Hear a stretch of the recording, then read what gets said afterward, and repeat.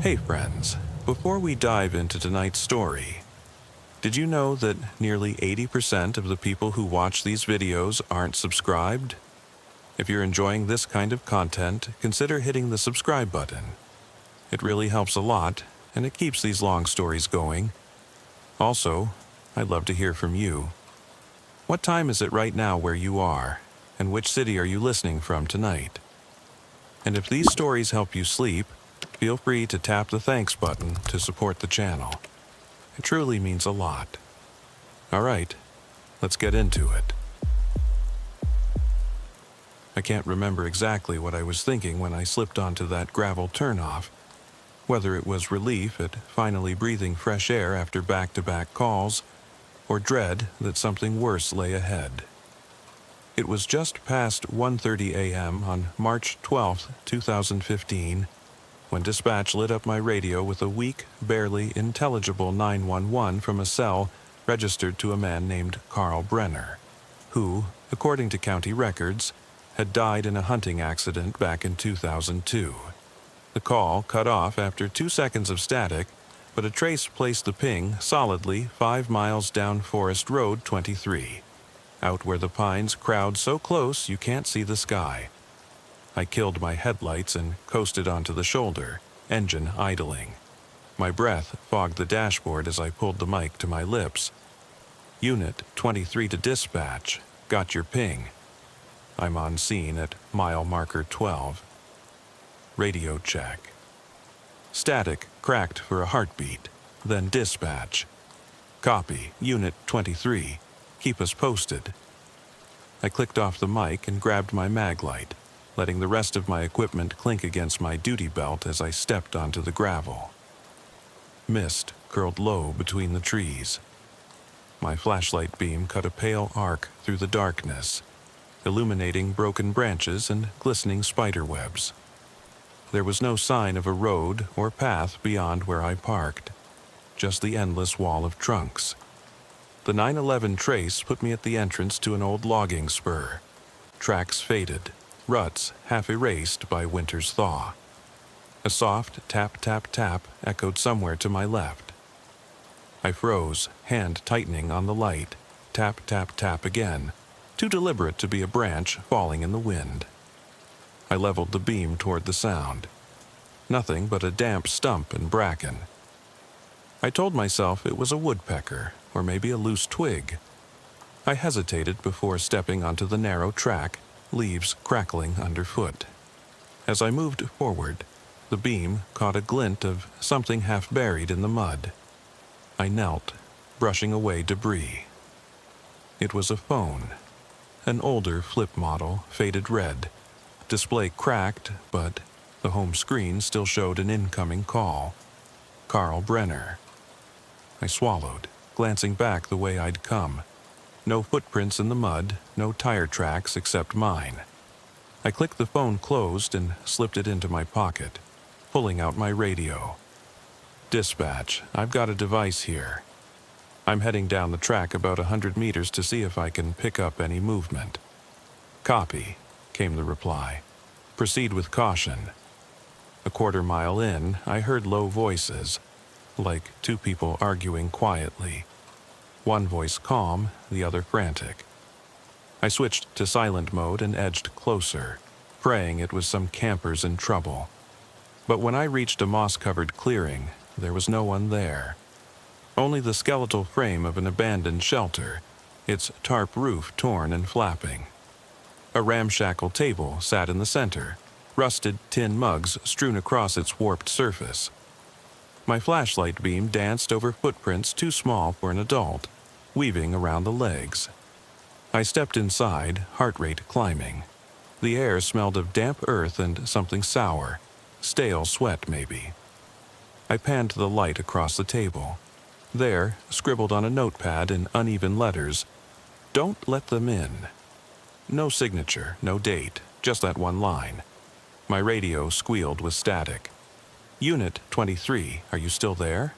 I exhaled, relief flooding in. I keyed the mic. I'm clear. Nothing visual. Found a notepad. Message says not to let them in. I tore a page free and slipped it into an evidence pouch. Then I heard it. A child's laughter, soft and distant, echoing from beyond the shelter. My stomach lurched. I spun, flashlight beam slicing through the trees. I saw a movement, something small darting between trunks. "Hey, stop!" I called, but the laughter faded, replaced by silence. Absolute silence. My radio crackled twice, then died. I tapped the handset, no response. The flashlight sputtered. I patted my vest, fresh batteries, damn it. But the light faded to a sputter again. I clicked it off, drawing my sidearm. Cold sweat pooled at my collar. I strained my ears. The only sound was my own breathing and the steady drip of melting mist from pine needles. I backed out of the shelter, mapping each step by memory. As I reached the edge of the clearing, my beam caught something white pinned to a tree. A scrap of paper, pinned with an old ranger badge. I approached, squinted, scrawled in the same uneven hand as the notepad. He heard it too. Underneath, a bullet hole punched clean through the center of the badge. Shaking, I snapped a photo with my body cam and radioed for backup. Nothing. No red and blue rush, just the distant chirp of wildlife. I drove my cruiser back onto the gravel, locked myself inside, and sat for 20 minutes waiting for dispatch. When they finally answered, I told them I was pulling out. "Too many variables," I said. "I'll return with the team in daylight." They agreed, but after I cleared the gate and headed back to the station, I checked the photo. The scrap of paper was gone, the badge torn away, nothing but bare bark. The notepad I collected vanished from my pocket the next morning, and every once in a while, when I close my eyes in the dark, I hear a child's laughter echoing down that deserted spur. Dispatch didn't send anyone out until dawn, and by then the fog had burned off, leaving nothing but damp wheel ruts and my own footprints fading under the rising sun. I filed my initial report. Unsecured structure, possible hoax note, child's laughter over open mic, and moved on. But I couldn't shake that trembling echo in my skull. 2 nights later, I got another call, this time from a hiker on Pine Ridge Trail. He'd been north of Cabin Country, off the marked trail, when his GPS pinged 911. Dispatch patched me in. Caller says he's got surface wounds on his legs, looks like scratches, but can't see any cuts, just red lines, and something's following him. The trace put him near an unofficial campsite, not far from where I'd found the flip phone. I punched through the gate at mile marker 8. My spotlight sliced through the trees. Under its beam, low-hanging branches dripped condensation onto my uniform. The hiker's number flashed on the MDC, a burner phone from a recent arrest. No name in the system. I dialed out, voicemail. Then I pinged him. Location bouncing between 2 points, less than 50 feet apart, like he circled. I stepped off the road, boots sinking in loam. Behind me, my cruiser's engine idled, lights swirling across the trunks. The woods were silent. Too silent. No frogs, no insects. Only my own breathing and the steady click of my boots. I followed the ping toward a clearing where trees arched in a cathedral of bark. In the center, the ground was scoured bare, branches arranged in a rough spiral. I crouched, the concentric rings of crushed leaves, like someone paced in widening circles. At the center lay a bloodless smear of red on a flat stone, fresh, but no blood trail leading out. I dropped to one knee.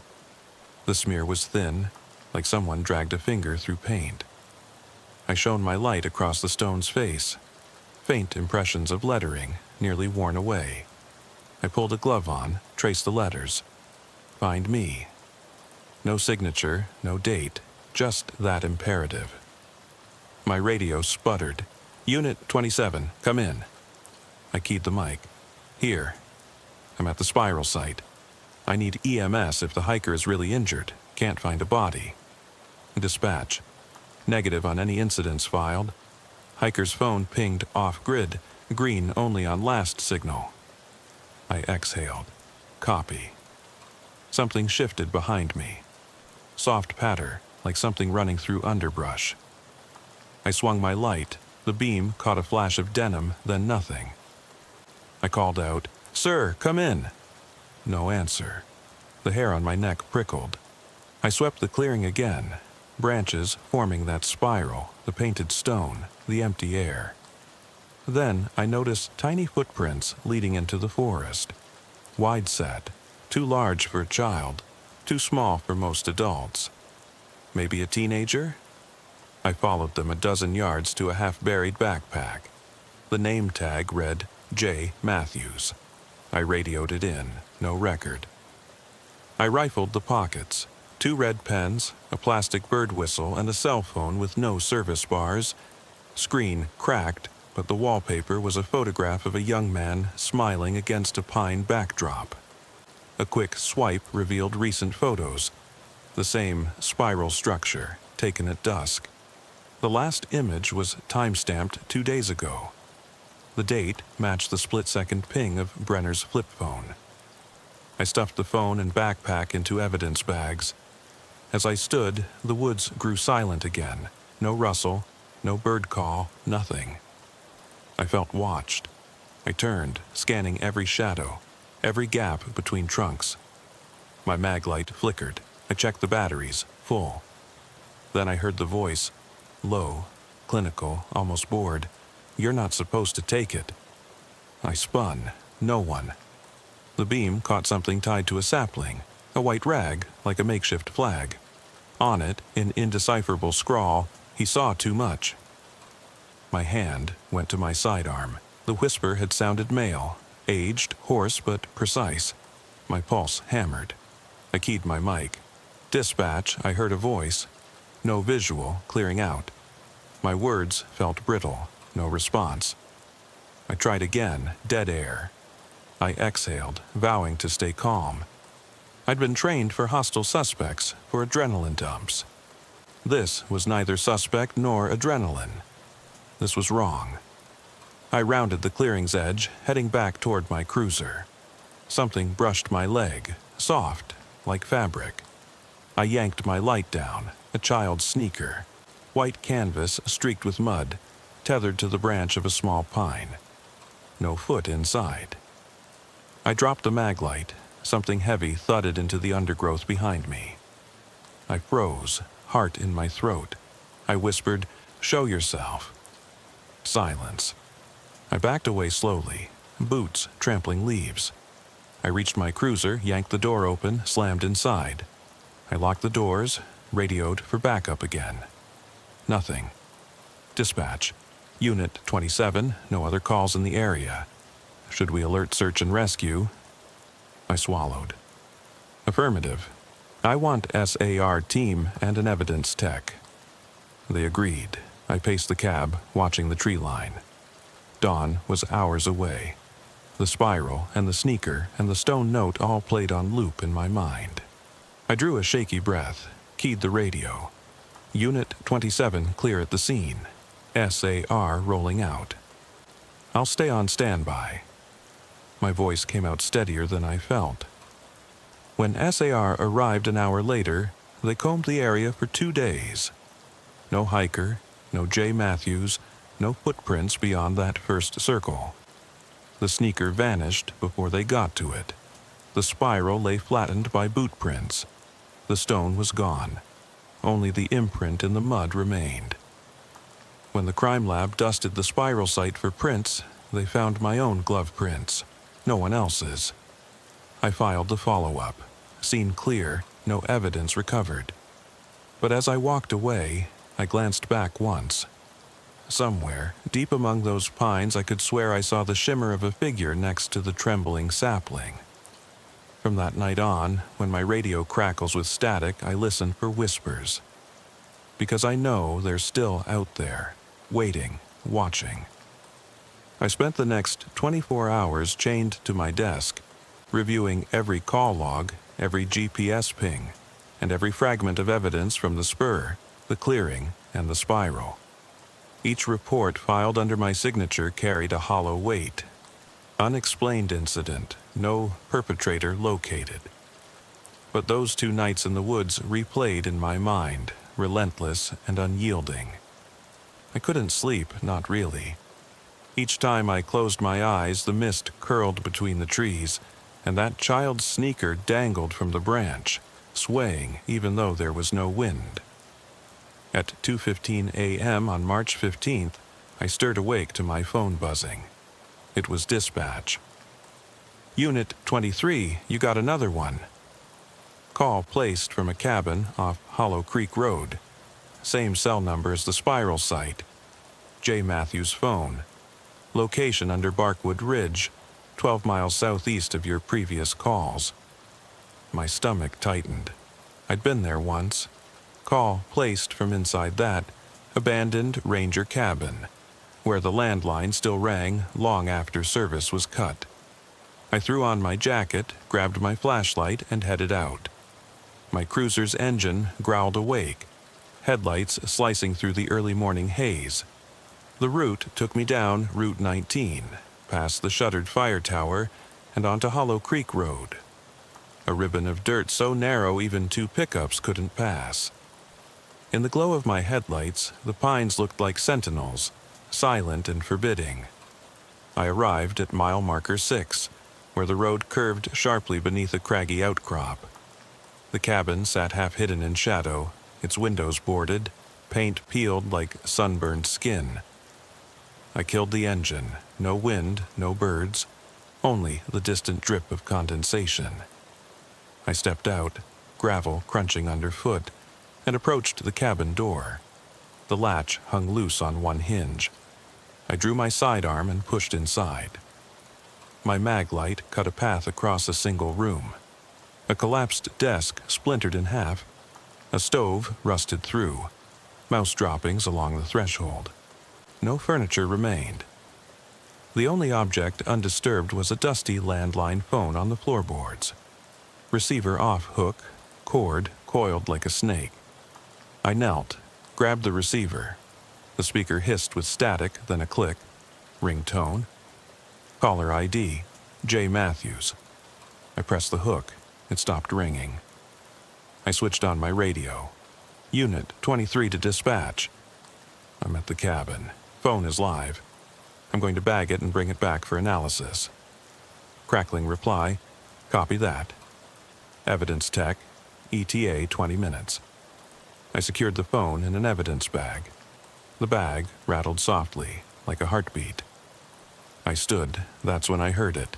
A soft, deliberate tapping against the far wall. My heart thudded in my chest. Tap, tap, tap. I followed the sound to a boarded-up window, the boards scored with deep grooves, knife marks. I raised my light.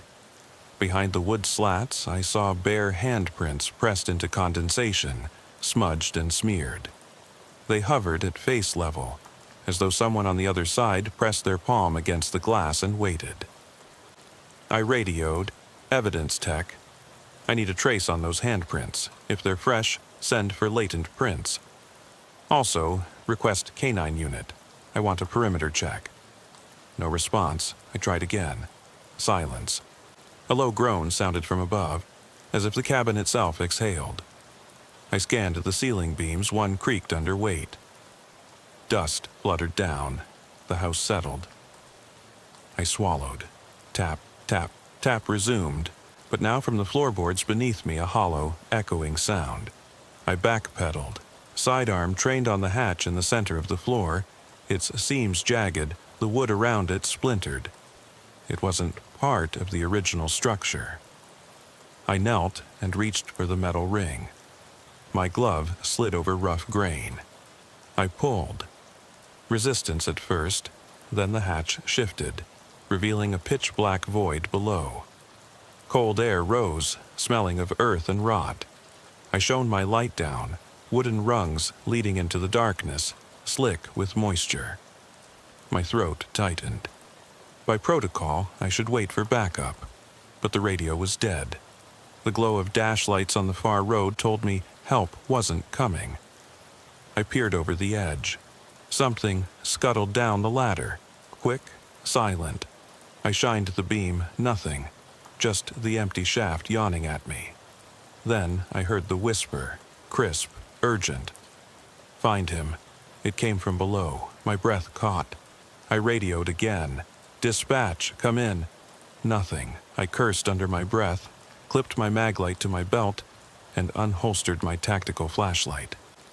I climbed down, rung by rung, each step echoing. The air pressed against my lungs. At the bottom, I landed in a cramped, damp cellar. Roots dripped through cracks. Water pooled at my feet. My light beam danced across rough stone walls. In the far corner, I saw movement. An outline, crouched low. "Police!" I shouted. "Show yourself!" Silence. Then another whisper. "He knows." My gut churned. I advanced. The figure dissolved into shadows against the back wall. A man's silhouette, knees drawn to chest. "Sir?" I edged closer. No reply. I shined my light on him. Pale skin, clothes mottled with grime. He looked familiar.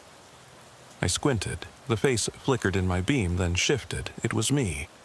A perfect likeness. My uniform, my face, my badge number. He tightened his arms, head drooping. My reflection stared back at me, eyes hollow. "What are you—" The air crackled.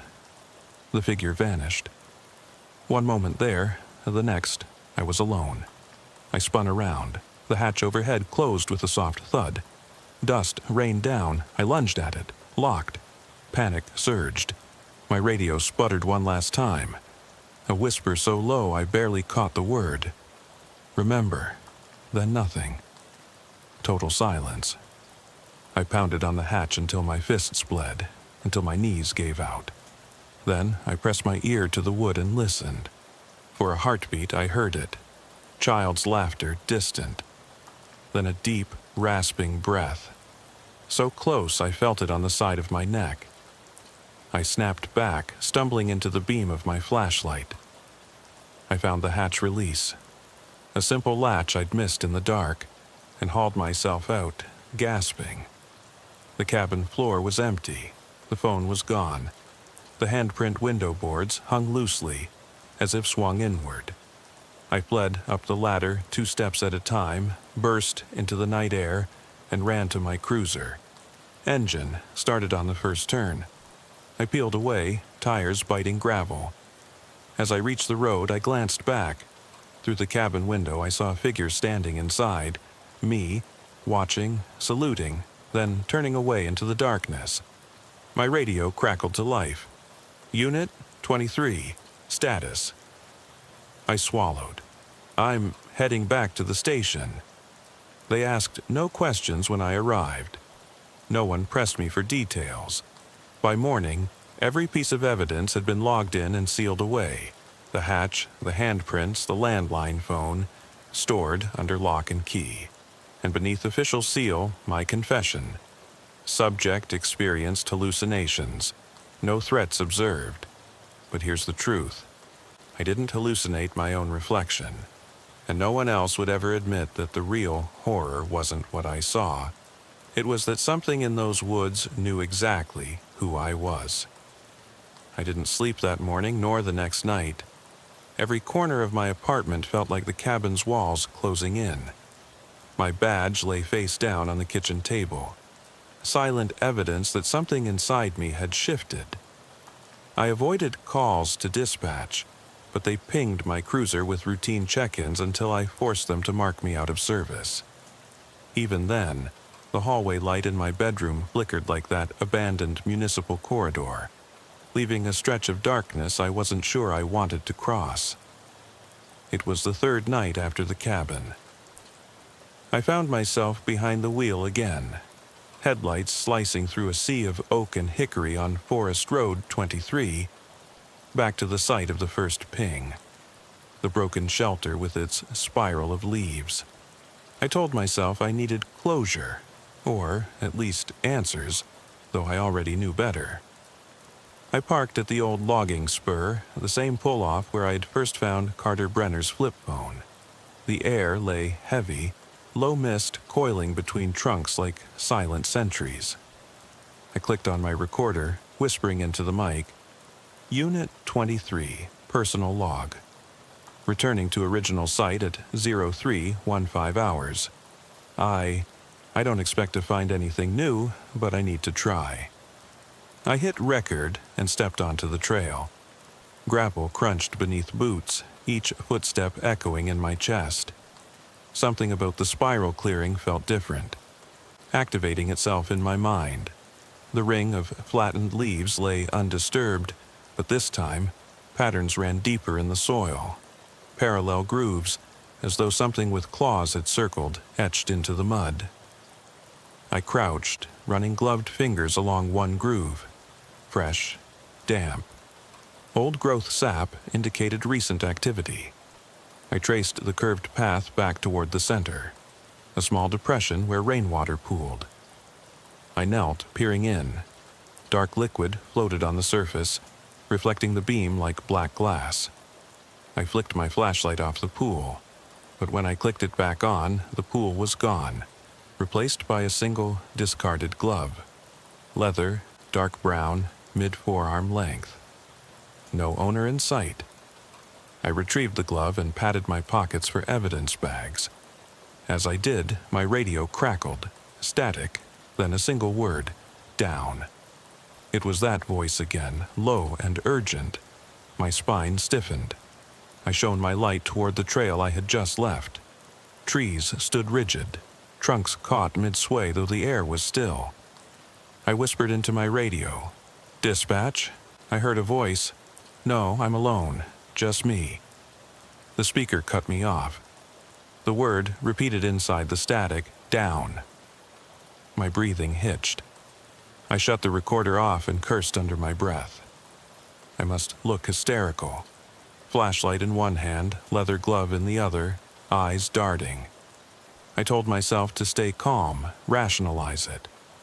Wildlife, leftover broadcast interference, my own adrenaline. But adrenaline didn't plant gloves in the mud.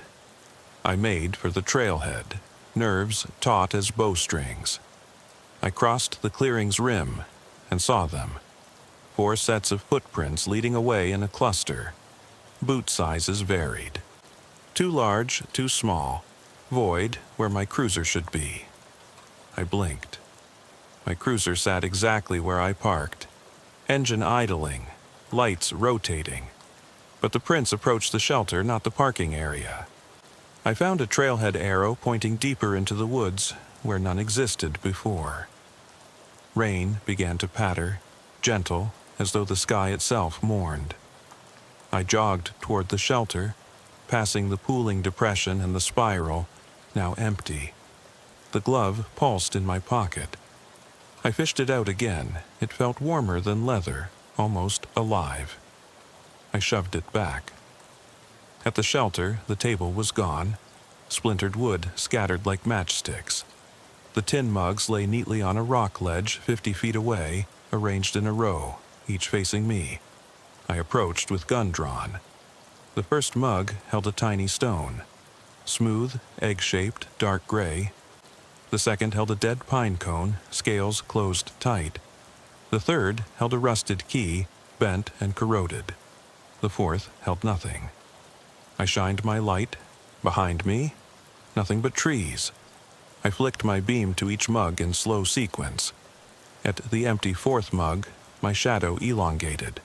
The recorder perched on a rock recorded my own silhouette, then slipped beyond the lens's frame.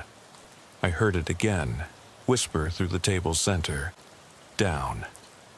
By habit, I checked the GPS on my cruiser, but there on the screen was an icon, me, standing at that table. But the map marker sat 50 feet below the surface of the earth, in what would be a mass grave site from decades ago. I punched the dash mic. Dispatch, do you copy? Something's wrong with my GPS. No reply. Rain slanted harder, dripping from pine boughs pooling around my boots. I backed away, slowly. Footsteps followed in the mud behind me. Bare, dragging, but imprinted clear as sinew. I walked faster. The whisper escalated into urgent breathing. Down, down, down. I broke into a sprint toward the cruiser, passing the spiral, the depression, the hideaway. At the edge of the logging spur, I stumbled, flat on my face. I rolled, light beams scanning the trail, and froze. Face down beside me lay a body, but it wasn't a body, it was me. Uniform torn, eyes glassy, ranger badge missing.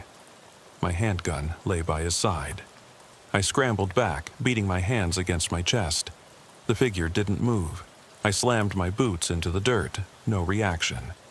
I stared until the whisper returned, calm, "Find him." I snatched the spare mag from my belt and rammed it into my Glock, backing away, scanning. The trees blurred around me. My cruiser's horn blared. Startled, I sprinted toward it. Doors flew open, and I hurled myself in.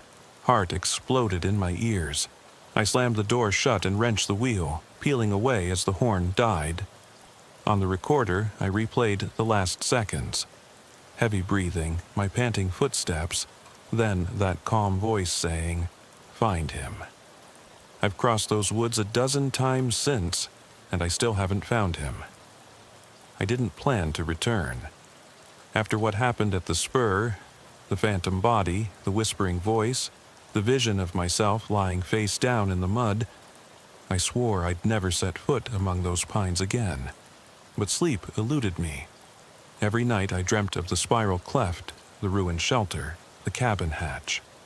I woke drenched in sweat, convinced I'd hear that one word, "down," growling in my ear. So I came back. Not as a cop this time, but as a man desperate for answers. I parked at the trailhead just before 2 a.m., the woods ahead black as ink. My recorder sat on the passenger seat. I hit play and listened to my own voice saying, "Find him."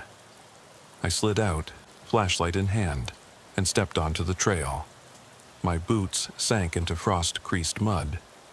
Every breath exhaled a cloud of vapor. The world felt inverted, my nightmares made real under a silent sky.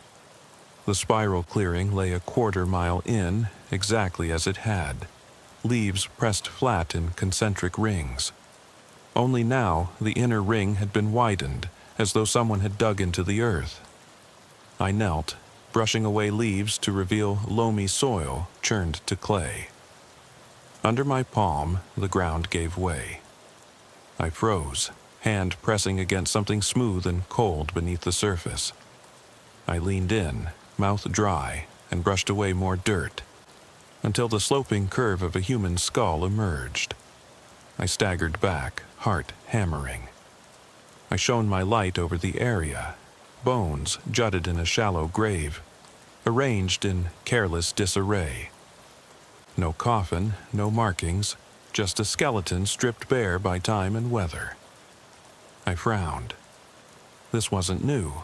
No way excavation could have unearthed it between my visits. Yet here it lay, as though it had surfaced on its own. I fumbled for my radio. "Dispatch, Unit 23. I've located human remains at the spiral site. Coordinates." My teeth chattered. The radio crackled, then cut out. Static hissed, and through the hiss I heard breath, deep, ragged, echoing off tree trunks. I wiped mud from my glove, heart racing. The voice followed. "Find him." Quieter this time, closer. I backed away slowly, tripped over a root, and landed beside the skull. My light wavered. I caught movement at the trail's edge, a blur of gray. I rolled to my feet, flashlight swinging. Nothing. Just the skeletal remains and the whispering trees. I shook my head, stitched my radio mic back on. Backup, coordinates, no response. The chill seeped through my coat. I sank to one knee, studying the bones. Among them lay a battered ranger badge, copper-tarnished green, the number unreadable. I swallowed, gingerly picked it up. The moment my fingers touched the metal, the whisper sharpened into a thin, urgent hiss. He knows. The words slashed the silence, then faded. My pulse leapt. I shoved the badge into my pocket and forced myself upright. I searched the clearing for other clues. Rusted cans overturned, footprints swirling around the grave, all leading deeper into the woods. I followed them, every step crunching leaves, every breath a gust of cold air. The path twisted, narrowing until the trees closed overhead in a vault of branches. I felt the thrum of something watching, pressing in. Then I heard it, a child's voice, soft and distant. "Daddy?" My knees buckled. I spun toward the sound, then away. It came again, one syllable, sorrowful, questioning. "Daddy?" I swallowed. No children had been reported missing in years. I pressed on, a voice caught in my throat. The trail opened onto a clearing lit by moonlight. In its center stood an old survival shelter, stacked logs roofed with canvas, walls sagging. Its entrance yawned dark. I edged closer. The shelter was empty, save a single wooden bench. On it lay a leather-bound journal, its cover cracked. I knelt and opened it, pages yellowed with age. The first entry was dated 1976 in spidery handwriting. "They come at night." I hear the children's calls. I cannot help them. The forest takes what we leave behind. My hand stilled. I flipped forward. Each page chronicled someone's descent. Rangers who vanished. Officers driven mad.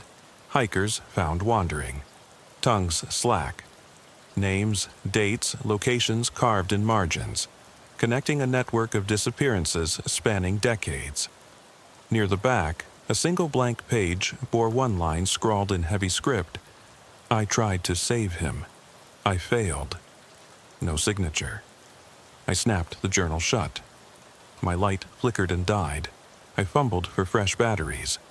My hands shook so hard I nearly dropped them. I keyed my radio. "Dispatch, Unit 23.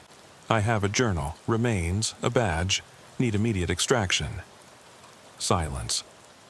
Cold pressed in. I heard scraping behind me, metal against wood. I spun. The shelter's back wall had opened like a door.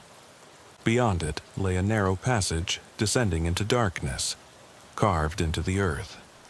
The air that rose was damp, fetid, like the cellar at the ranger cabin. My recorder, still running, caught every detail.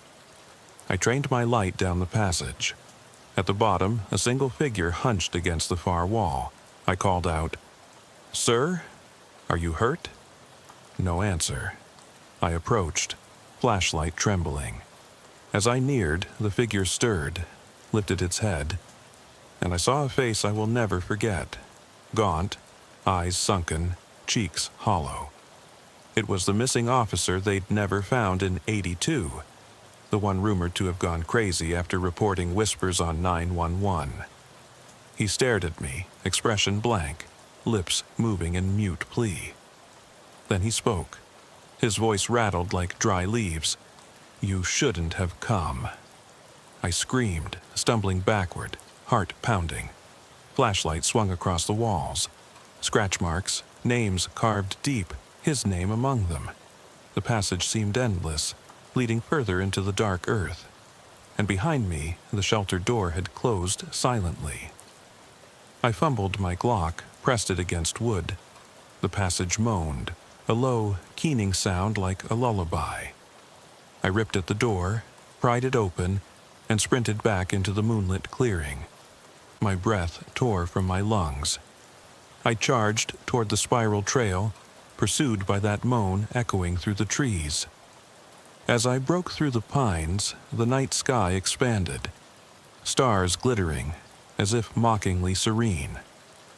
My recorder, still on my belt, silently recorded my ragged sprint, the cakey mud on my boots, my gasping breaths. When I reached my cruiser, the engine was dead.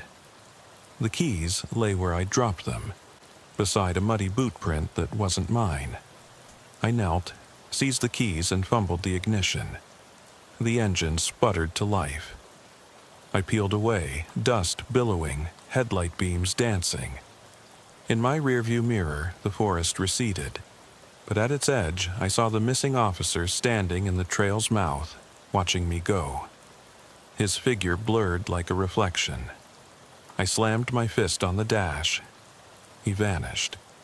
By dawn, I handed the journal, the badge, and my recorder tapes to the chief. He applauded the evidence haul, praised my tenacity. But when I asked about the officer's remains in that unmarked mass grave, the chief's face tightened. "There was no grave there," he said, voice low. "That site was surveyed last year, nothing but bedrock, clear as concrete." He tapped the journal. "This must be someone's hoax." I looked at him, then down at the journal's final line. "I tried to save him. I failed." I swallowed. I left that night shift with a limp, not from any bullet or fall, but from something that still bruises my mind. I haven't been back to the woods since. Yet, every evening, as the sky darkens, I play back my recorder. I listen for the moan, the whisper, the missing officer's pleading. I chase the echo of his words.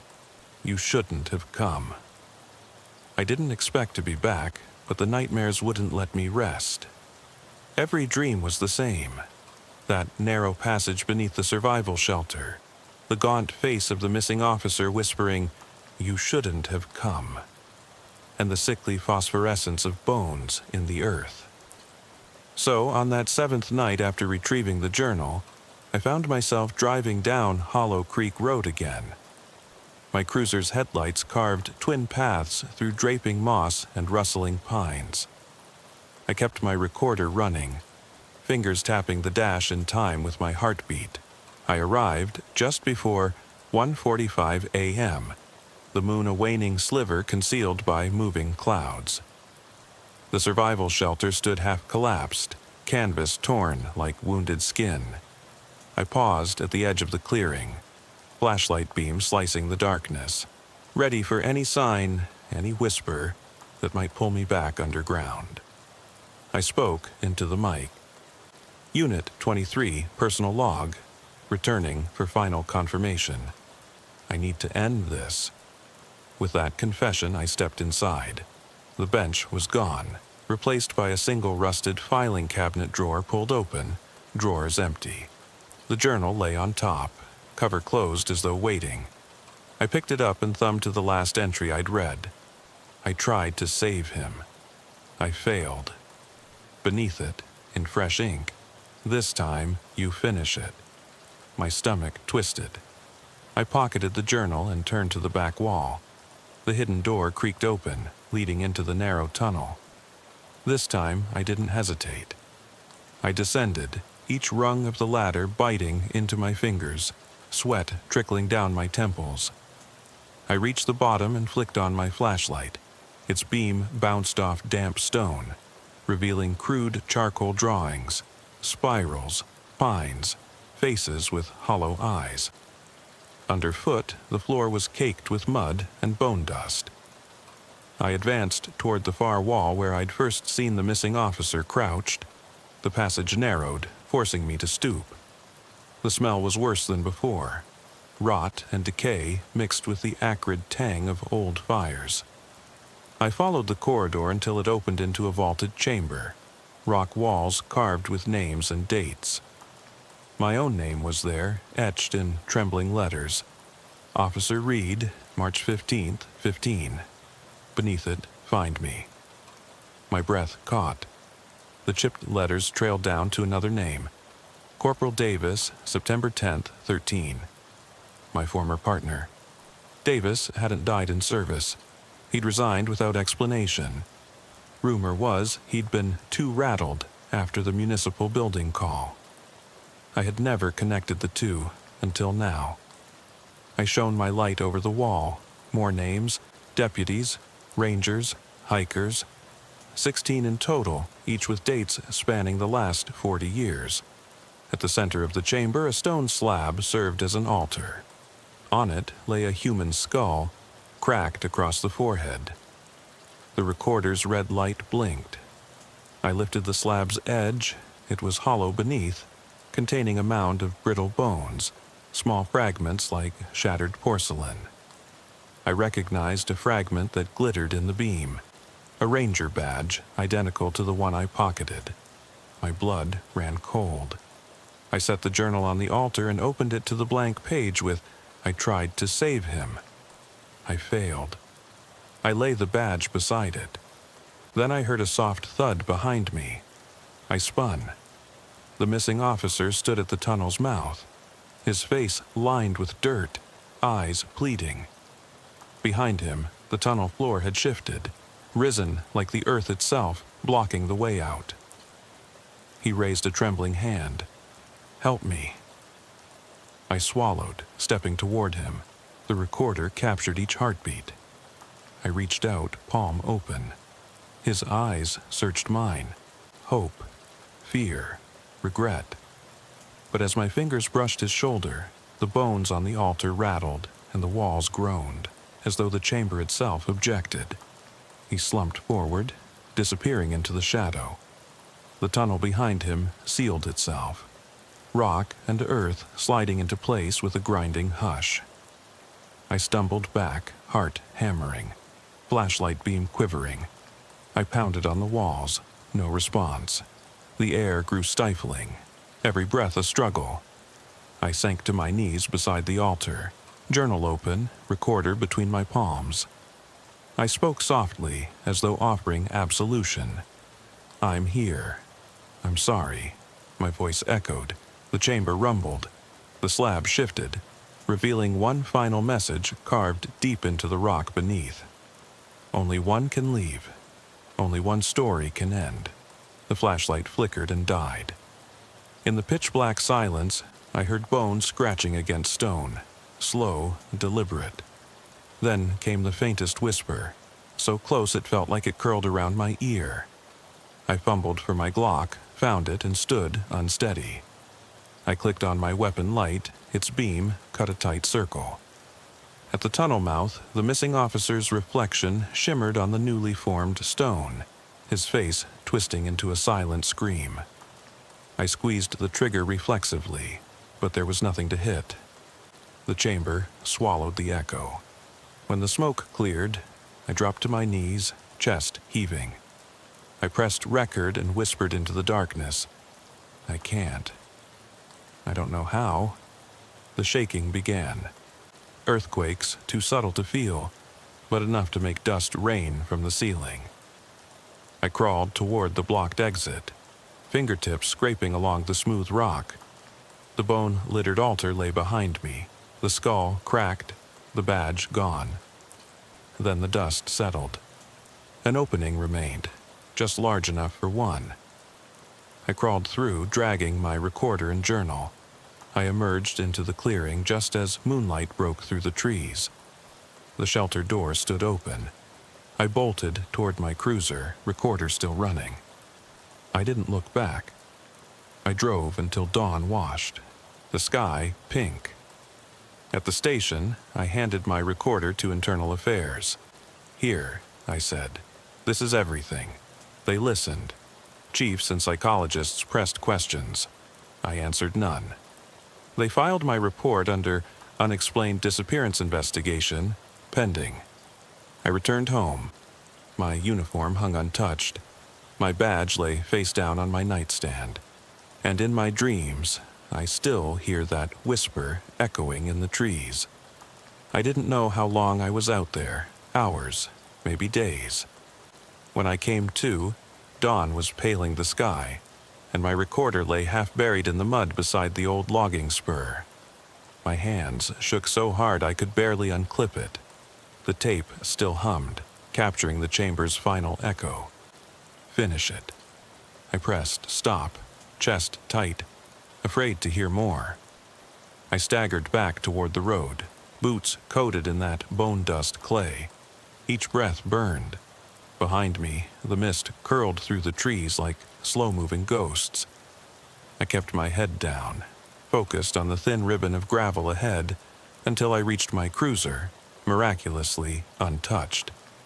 The windshield was streaked with condensation fingers. I swore they looked like handprints, pressed from the inside. I couldn't bring myself to touch it. I climbed inside, slamming the door against the breeze. The ignition turned over with a reluctant cough. I parked just long enough to grab the journal and recorder, then drove straight to my house without looking back. I didn't stop for dispatch. I didn't file another report. I laid the recorder on my desk and opened the journal to the last page. Beneath the line, "I tried to save him. I failed." Someone had written in a hand that wasn't mine, "Watch your back." I stared for long minutes until the words blurred.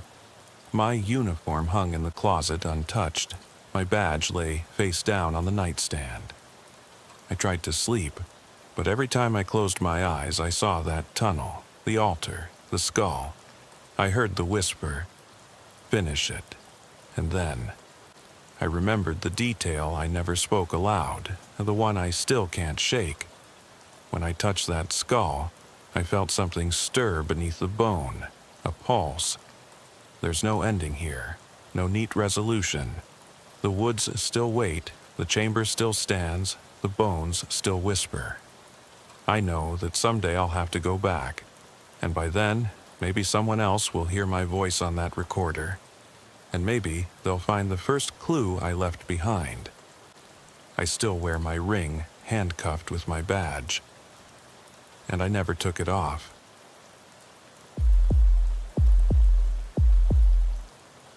I remember pulling out of the lot at the edge of Ranger Road just after 10:15 p.m., headlights cutting through the low-hanging fog like knives. I'd been on duty for nearly 6 hours straight, and every muscle in my shoulders ached from leaning over the wheel. My coffee long gone cold in the cup holder. The recorder's red light blinked quietly on the dash, a small witness to what I'd forgotten before, what I'd bottled up. It was a Friday. The weekend crew hadn't shown up yet. I was alone out here, miles from the station, with nothing for company but the crunch of gravel under my tires and the radio's static lullaby. The woods on either side of the road were tall pines and hardwoods, their lower branches woven into darkness, silent silhouettes against a starless sky. Then the call came in at 10:47. No location, no description. Dispatch clipped in, voice distant under the rain. 911, what's your emergency? I eased the cruiser to a stop, half in the road, half on the shoulder. 911, you're through. What's your emergency? I said, into the headset. Nothing but breathing. Slow, deliberate, like someone trying not to alert whatever was breathing with them. Then a raspy whisper, "Please, please help me." And the line went dead. I keyed the mic but got nothing back. I checked the screen, no caller ID, no GPS ping. It was as if someone pressed dial, spoke, and vanished. I sighed, head leaning back against the seat. Prank calls at this hour were common. Kids with phones, drunks playing games, though on a forest back road this remote, even that felt unlikely. I flicked on the overhead lights, then killed them again. The thick mist snaked around the cruiser's exterior lights, curling into the wheel wells. The rain picked up, tapping the hood like impatient fingers. I sat there for a minute longer, checking my watch, 10:50. Then I heard it. A soft tapping coming from the passenger door. My heart stuttered, the recorder blinked. I held my breath, stared at the door, waiting for the taps to resume, but they didn't. Nothing moved. I unclipped the radio mic. "Dispatch, Unit 37 here. Got a call on an open line, no ping, checking area now, over." Nothing. No reply. I opened the door and stepped out. The wet gravel crunched under my boot, pulling my senses sharper. The mist felt colder now, seeping through my uniform jacket. I shut the door behind me, radio in one hand, flashlight in the other. I scanned the tree line. Pine needles glistened, dripping. Every rustle sounded like footsteps. The mist parted in columns, then closed again, as though the forest inhaled and exhaled. I lifted my flashlight, its beam a narrow cone slicing through the darkness, revealing dripping bark and spider webs glimmering with dew.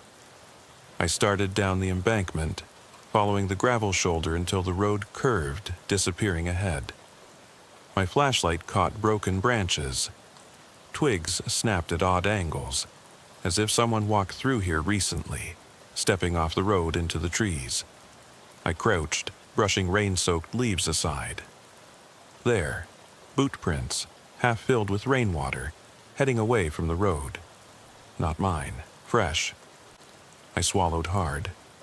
My training snapped in. Secure the scene, gather evidence, get backup. But backing away felt wrong, like fleeing a fight I could have won. Instead, I followed the trail. My boots slipped in the mud, each step echoing too loud in the darkness. The prints led me 40 feet off the road, to an old campsite. Metal fire ring half buried in leaves, charred logs rotting on the ground. No embers, no discarded cans or wrappers, nothing. The site looked used but abandoned for weeks, maybe months.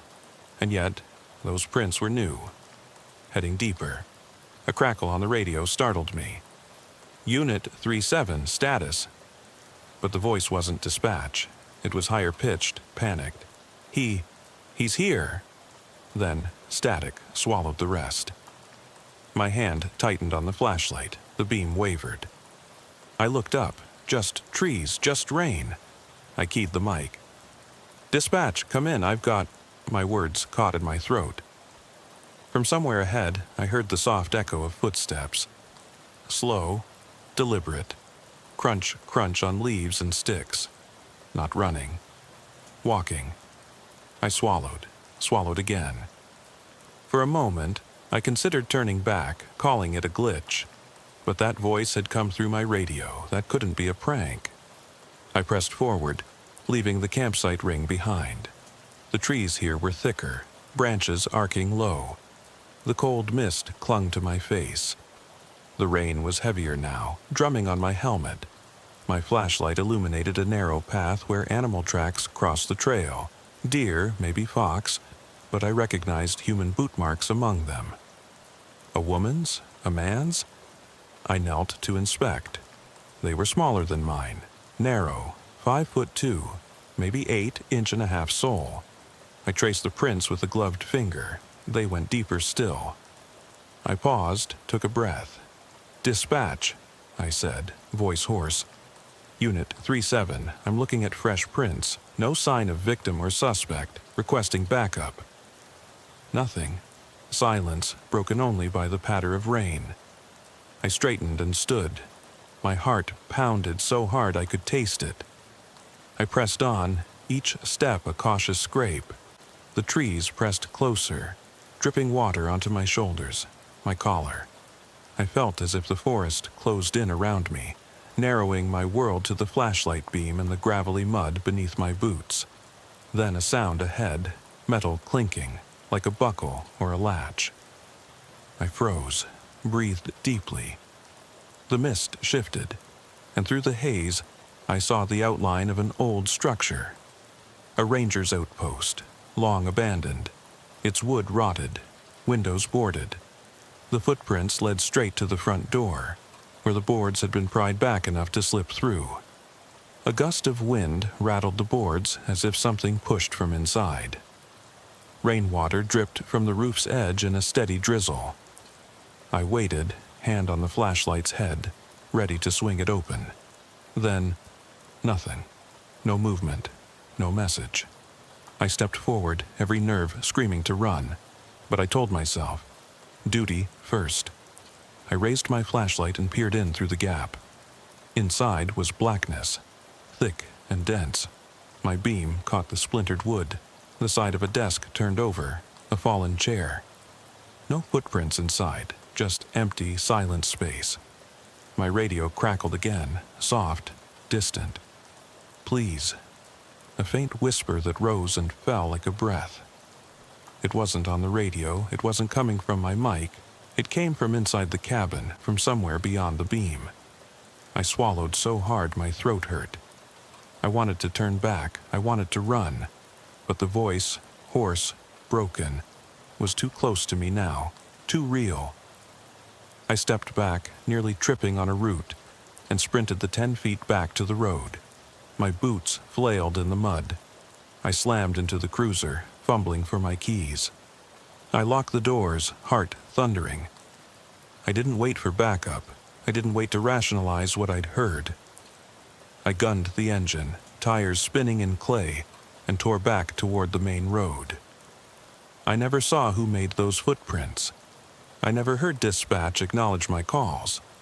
My report called it possible prank, unfounded call, no suspect located. They logged it. The next morning, the files were gone, erased, vanished. I sit here now, miles from Cedar Hollow. The rain outside this motel window taps the roof, so familiar. I lean into the recorder. I speak into the night because someone needs to record this. Someone needs to know what you find when no one pays attention. The things you're not supposed to see, the calls that never make it on paper, the footsteps that vanish. And if this is the only proof I leave behind, so be it. I dropped onto the bench seat, chest heaving, and sat there for a good long minute, listening to my own ragged breathing, and the windshield wipers swishing back and forth. My knuckles were white on the wheel, my uniform soaked through from where I'd fallen in the mud. I flipped on the dome light just long enough to lock the doors manually. My power locks had died years ago, and then killed it again. No lights, just the wipers and the engine ticking as it cooled. I hammered the radio mic.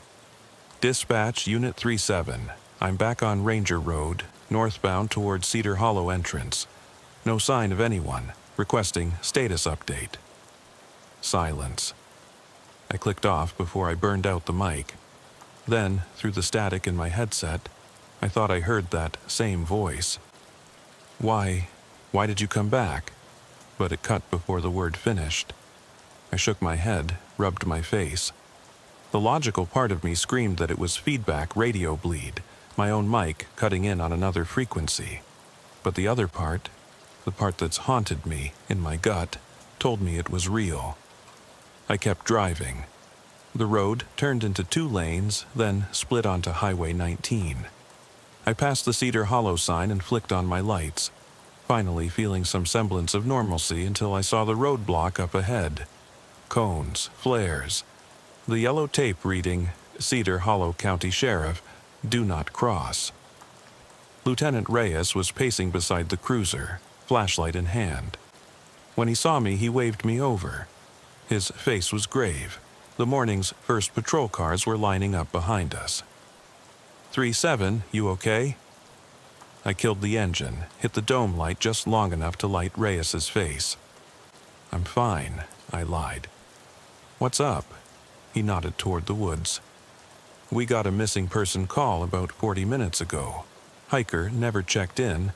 Last seen on Trail 12, area you were in. I frowned. That's where I was, around the old ranger cabin. Did you find anything?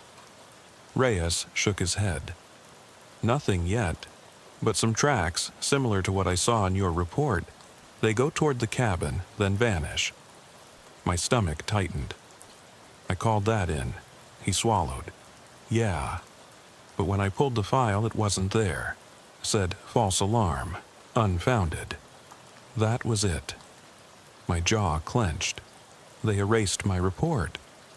I don't know who did it, Reyes said quietly, but someone scrubbed that call. The new missing hiker report references nothing about the radio glitch. Says he wandered off and they lost him.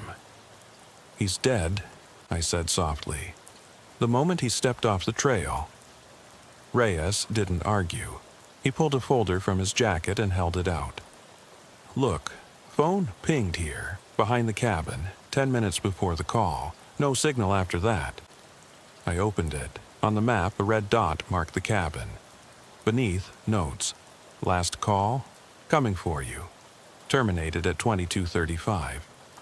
I closed the folder. That's what I heard. Reyes exhaled. We're sending teams in at first light. You want to tag along? My heart hammered. My head said no. My gut said yes. I needed to see it again. I'll go. We scrambled equipment, flashlights, radios, medical kit. A squad of deputies fanned out, moving in pairs toward the tree line. We kept the portable floodlight rolling, beams swinging across mossy trees. Every now and then, a flashlight would catch something. A branch at an odd angle, a boot half buried. Each time, my pulse spiked. As we approached the cabin, Reyes stopped and held up a hand. The others spread out around a 30-foot perimeter. I edged forward, heart pounding, and crouched. The ground here was churned. Boot prints and something else. Handprints pressed into the mud, fingers splayed like someone braced themselves before slipping. Fresh, too fresh to ignore. I radioed our office. Unit 37, we've got prints and hand marks. Looks recent. My words faltered. Behind me, a twig snapped. I spun, flashlight beam sweeping the trees. One of the deputies, Rogers, stood frozen, eyes wide. He pointed. About 20 feet from the cabin, I saw it. A dark shape, half hidden behind an oak. At first, I thought it was a water-soaked jacket, but it didn't move with the wind. My light flicked over. It was a pack. Empty straps flopping, zipper undone. Next to it, a phone, face up with its screen lit. Call failed, blinking. I approached slowly, chest tight. The pack was torn at the seam. I knelt, reached out. The phone buzzed once and went dark. I jumped back. Rogers called my name and I swallowed my dry throat. I picked up the pack. Empty. No wallet, no ID. Then I heard it. A soft sob, low and ragged, coming from inside the cabin. My boots felt heavy as I crossed the threshold. Inside, the floor was littered with pine needles, mud, and a single muddy shoe, women's size 5. The sobbing came from back corners, where my flashlight barely reached. I whispered, "Hello?" No answer, just the soft cry. I edged deeper, heart hammering. In the far corner, I found her. A young woman, crouched, knees to chest, arms wrapped around them. Her hair hung in wet strands. She looked up at me, eyes wide and empty, tears carving tracks in the dirt on her cheeks. "Ma'am," I said gently, "I'm here to help."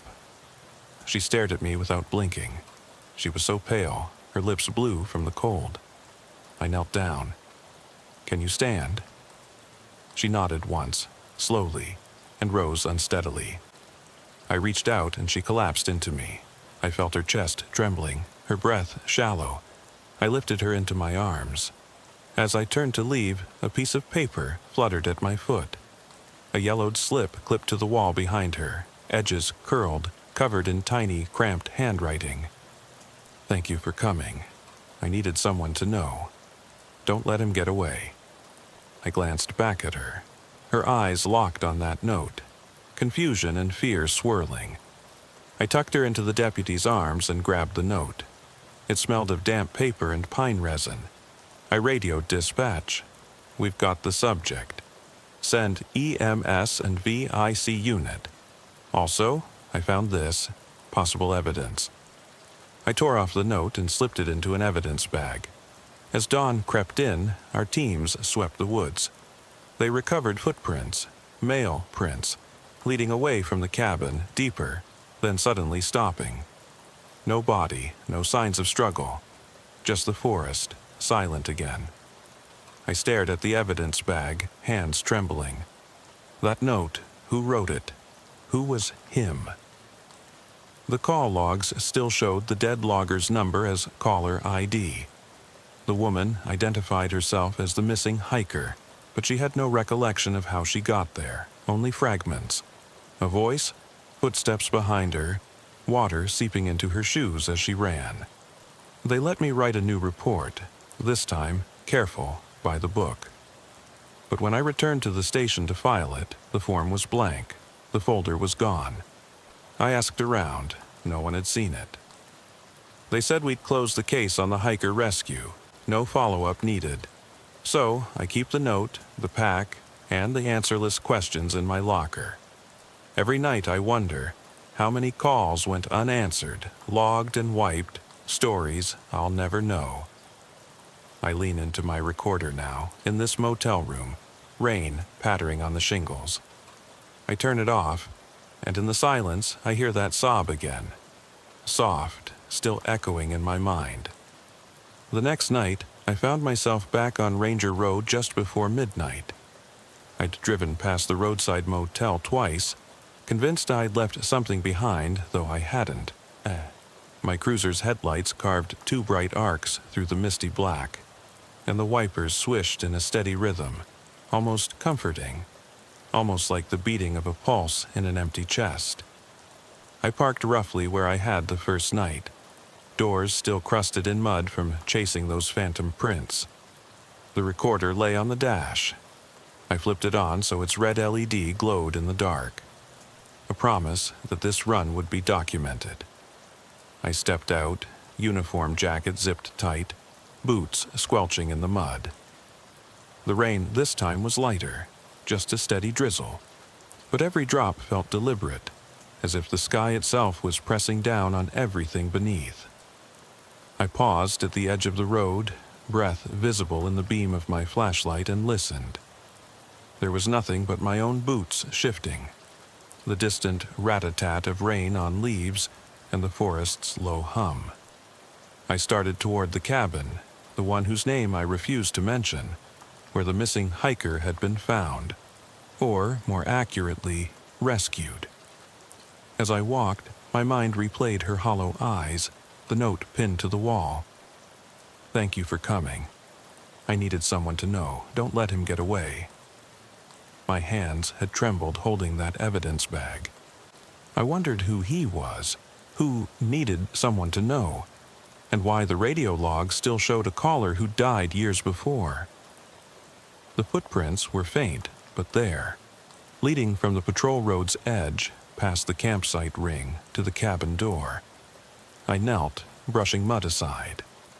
There they were, half obliterated by new rain, but unmistakably human. I rose and followed them, flashlight beam steady on the ground. This time, I wasn't alone, though no one else was physically with me. My recorder, a silent partner, blinked. Every thought I had, every footfall, was being captured. I felt tied to it, obliged to see this through, to lay it all bare. The line between duty and obsession had blurred months ago. Now, the recorder was my confessor, my witness. At the cabin, the boarded doorway yawned open. The charred ground just inside still smelled faintly of old fire and damp wood. I swept my flashlight over the interior. Overturned desk, broken chair, scattered pine needles. No footprints inside, just a soggy shoe, the pack, the phone. I could almost hear the radio crackling back to life with that terrified voice. I stepped through the threshold, boots muted on the warped floorboards. The walls were stained with water, paint peeling like dead skin. I walked to the back corner where she'd crouched. My beam found a single muddy handprint on the wall, nearly 2 feet off the ground. Slender fingers splayed, palm pressed flat. I pressed my glove to the print. It was damp beneath the mud. I traced it, fingertips sliding over the wood's grain. Then I heard it behind me. A soft scrape, like a fingernail dragging across plaster. I spun the beam toward the front door. Nothing. The boards rattled gently in the wind. My chest tightened. I fought the urge to run and instead leaned close to the handprint, breathing shallow. A buzzing crackled through my portable radio. Static at first, then a familiar phrase. "Dispatch, Unit 37. But the voice that followed was neither mine nor dispatch's. It was low, almost a whisper. Find him. The words repeated 3 times, growing fainter. My heart pounded so loud I feared it would drown out the recorder's mic. I pressed my palm to my chest, trying to calm myself. The voice was real, too real. It wasn't feedback or bleed. It was a message, a plea, or a warning. I backed out of the cabin, boots trailing mud. Outside, branches clacked overhead, and the mist curled around my ankles. I clicked my flashlight off and fished my phone from my pocket. No signal. But then the screen flickered, a missed call from an unregistered number. I stared at it, thumb hovering over call back. I didn't. I slid the phone back in my pocket and scanned the tree line. In the gloom, I thought I saw movement. A flash of color, dark jacket, slipping between 2 oaks. I called out, voice hollow, "Hello?"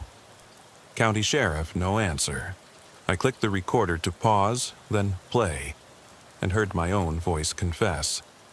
The call came from a number listed as deceased. Please help me understand. My words haunted me even as they played back. My radio crackled again, static, then that pleading whisper, "He's waiting, near the creek." I flicked the mic open. 37 to dispatch. The victim's number pinged again, and I heard a voice say, "He's waiting near the creek." The line cut. The recorder blinked. The rain picked up.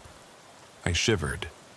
In that moment, I knew there was no turning back. Not until I found him. Not until I understood what I was chasing. A ghostly caller, a hidden watcher, and the single voice that refused to stay silent. I marched deeper into the woods, following the old service trail toward Fallen Oak Creek. Mud sucked at my boots. Twigs scraped my calves. The trees arched overhead, their branches knitting into a vault of darkness. Every heartbeat echoed in my ears.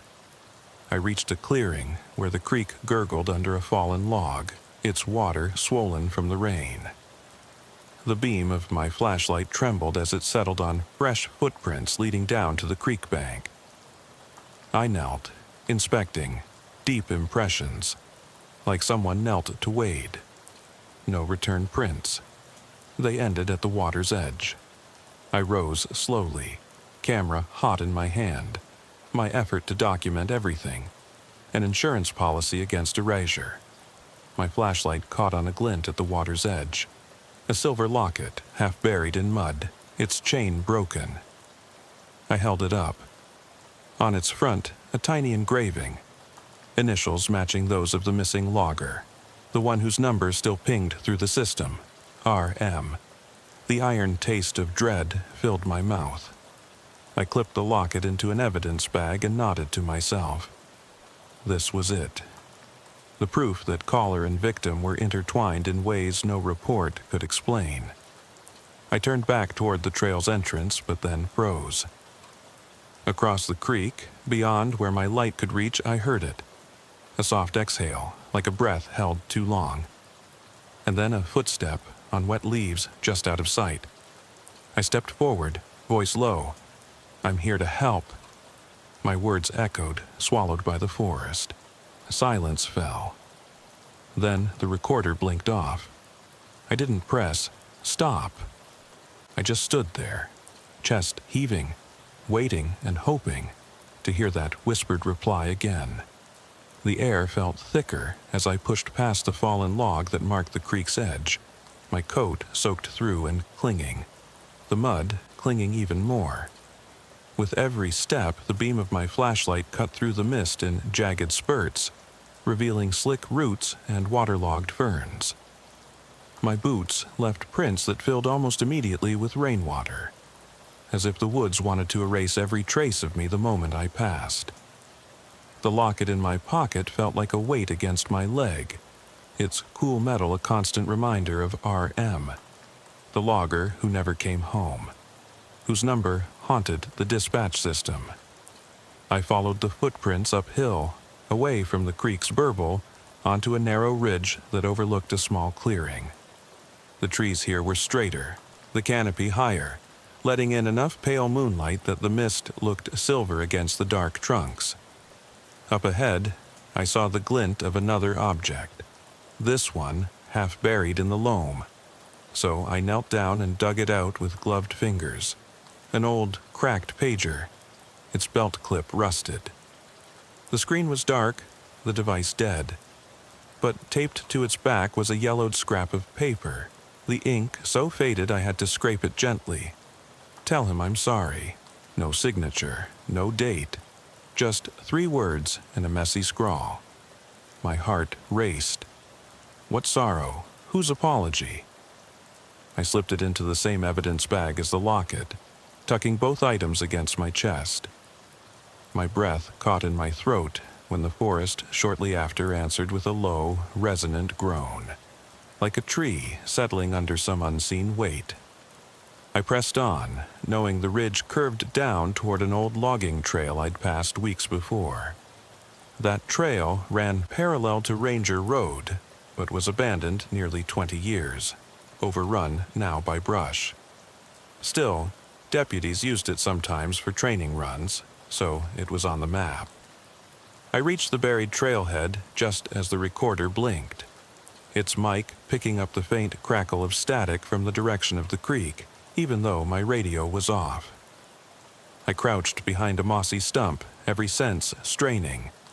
The static grew louder, then resolved into a voice I knew too well, hoarse, trembling. He's here.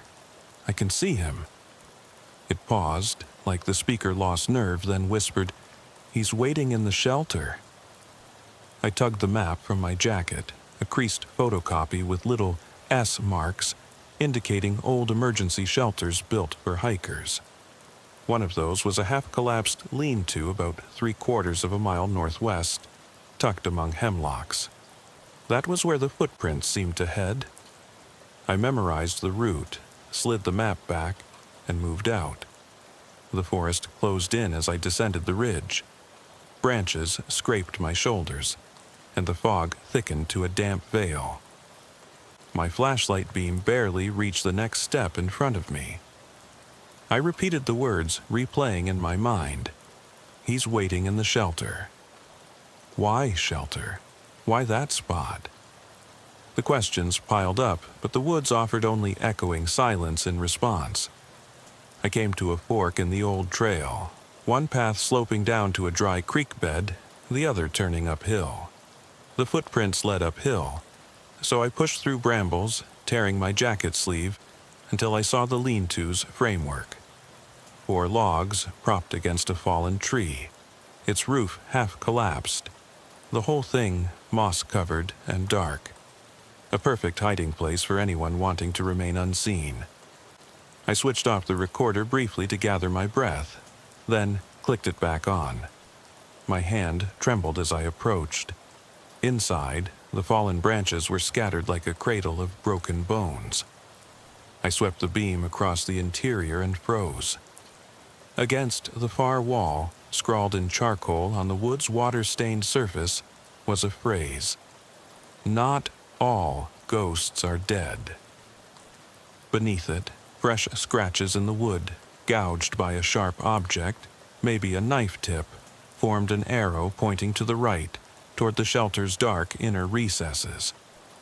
My pulse thundered in my ears. I edged toward that recess. Rainwater dripped from the broken roof onto my head, my shoulders. Every drop felt like a nail. The beam passed over an empty tin can and a shredded glove, but at the back, just beyond the reach of the light, I heard the scrape of fabric. Something moved. "Police," I called softly. "I'm here to help." The forest answered with stillness. Then a low chuckle, hollow, dry, and close enough that I felt its vibration in my chest. My hand slipped on the flashlight and the beam swung wildly, catching an outline. A figure crouched in the shadows, its face hidden. I swallowed, raindrops pooling in my mouth. I raised my free hand slowly, standard gesture to show I wasn't reaching for a weapon, though I did have my service pistol holstered at my hip. "Come out," I said, voice steadier than I felt. The chuckle turned into a cough, labored as if the person struggled for breath. A second cough, then a raspy sigh. "You shouldn't have followed." Light flickered in the figure's eyes as it stood. I recognized the silhouette, a tall man in a rain-soaked flannel, his arms too long, his stance too broad to be lost hiker. It was the missing logger's build. My heart seized. He stepped forward, limbs stiff. His face materialized in my flashlight's beam, and for a moment I saw the living man I'd known before he vanished. Grizzled beard, sunken cheeks, eyes too bright for the shadows. But then the face peeled away like a mask, revealing hollow eye sockets and a jaw dislocated at the hinge. The thing that stood before me was neither alive nor dead, but something in between.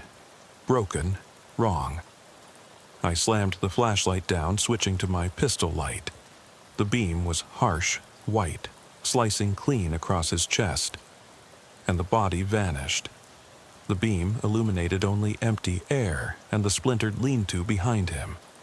I spun around, realizing my footing was at the trail's edge. My recorder fell from its dash mount in my mind and landed on the muddy floor. Somewhere in the forest, my boots squelched as I ran. The beam caught fallen logs, brambles, and then the shelter collapsed into the darkness. Gone. I reached the old logging trailhead, no footprints turning back. I blasted open the cruiser door, slid inside, and locked every latch. My hand fumbled the recorder's play button as I rammed the engine. The recorder's speakers crackled to life, playing back my own voice. "He's waiting in the shelter." And then the logger's voice, low, hollow, saying, "You had to see it." I slammed the recorder off. My knuckles were white, my chest heaving. I knew in that moment that no report could capture what I saw. No file would ever accept those facts. The woods would swallow the truth again, cover it with mud and whispers. I sat in the driver's seat, headlights on, engine idling, and stared at the empty trailhead. And I realized I'd become the ghost in these logs, the one calling for help. I reached for the recorder, turned it on again, and spoke into the red light. Section 4 of 7. I saw him. I can't unsee him. I closed my eyes, listening to my own words echo in the dark. And I knew the rest of this confession would have to surface before the woods claimed me completely. I didn't sleep that night. Every time I closed my eyes, I saw him standing in that collapsed shelter, leaning forward at the wrist, as if waiting for me to finish packing up my recorder so he could step out into the open and follow me home. By morning, I was jittery, coffee doing nothing to settle my nerves. I drove back to the station before dawn and dumped the locket, pager, and charcoal note into evidence with a terse memo. Recovered from Woods, sea log. No one questioned it. No one ever does when files disappear the next day. The hours dragged by in a haze of paperwork I couldn't focus on. Every form I filled felt like another lie. By afternoon, I'd slipped back into the cruiser and headed for Ranger Road again, this time with backup units running scene security all around the area, though nobody knew exactly what they were securing against. Lieutenant Reyes gave me a wary look as I climbed in. "You really want to do this again?" he asked. I tapped the recorder on the dash. "It's the only way to close this." We drove out in convoy, 2 cruisers, an unmarked SUV, and a volunteer search team with ATVs. The woods felt smaller with them there, the mist thinning under their headlights. We followed my footsteps from the night before, down the logging trail, past the creek, up the ridge, to the lean-to. Every deputy moved cautiously, scanning tree lines that now seemed alive with eyes. My recorder captured their murmurs. radios crackling with coordinate checks and requests for status updates. At the shelter's entrance, I stopped them. I knelt and traced the lines of charcoal on the wood. The phrase, "Not all ghosts are dead," stared back at me, sharper than before. I ran a finger over the letters, now smudged by fresh rain. Deputy Marks covered it with clear evidence tape while I backed off, pulling on gloves. "Call in the canine," I ordered. The handler released the dog, a German shepherd named Jax, who nosed around the shelter entrance. His hackles rose. He whined low. Jax slipped past the logs, entered, then backed out, barking insistently. The handler flicked his light in and saw it. Footprints pressed into the mud floor, but not human. Jax barked again, claws scraping wood as if trying to dig. Marks called back. "Unit 3-7, they're seeing something off. Large prints like bear claws, but too uniform." I swallowed. The cabin was old. Bears wandered here, but their claws didn't leave neat, equidistant slashes. These were deliberate, like someone had carved a message of fear into the earth. I crouched and shone my light on the prints. 5 long, curved lines, each nearly 2 inches deep, as if someone, or something, pressed its fingers into the ground. The pattern led to the back corner where the hiker had crouched and then vanished. There was no way an animal made those. They ended at the same spot my footsteps had begun. I stood, voice low. "This isn't a hiker's work."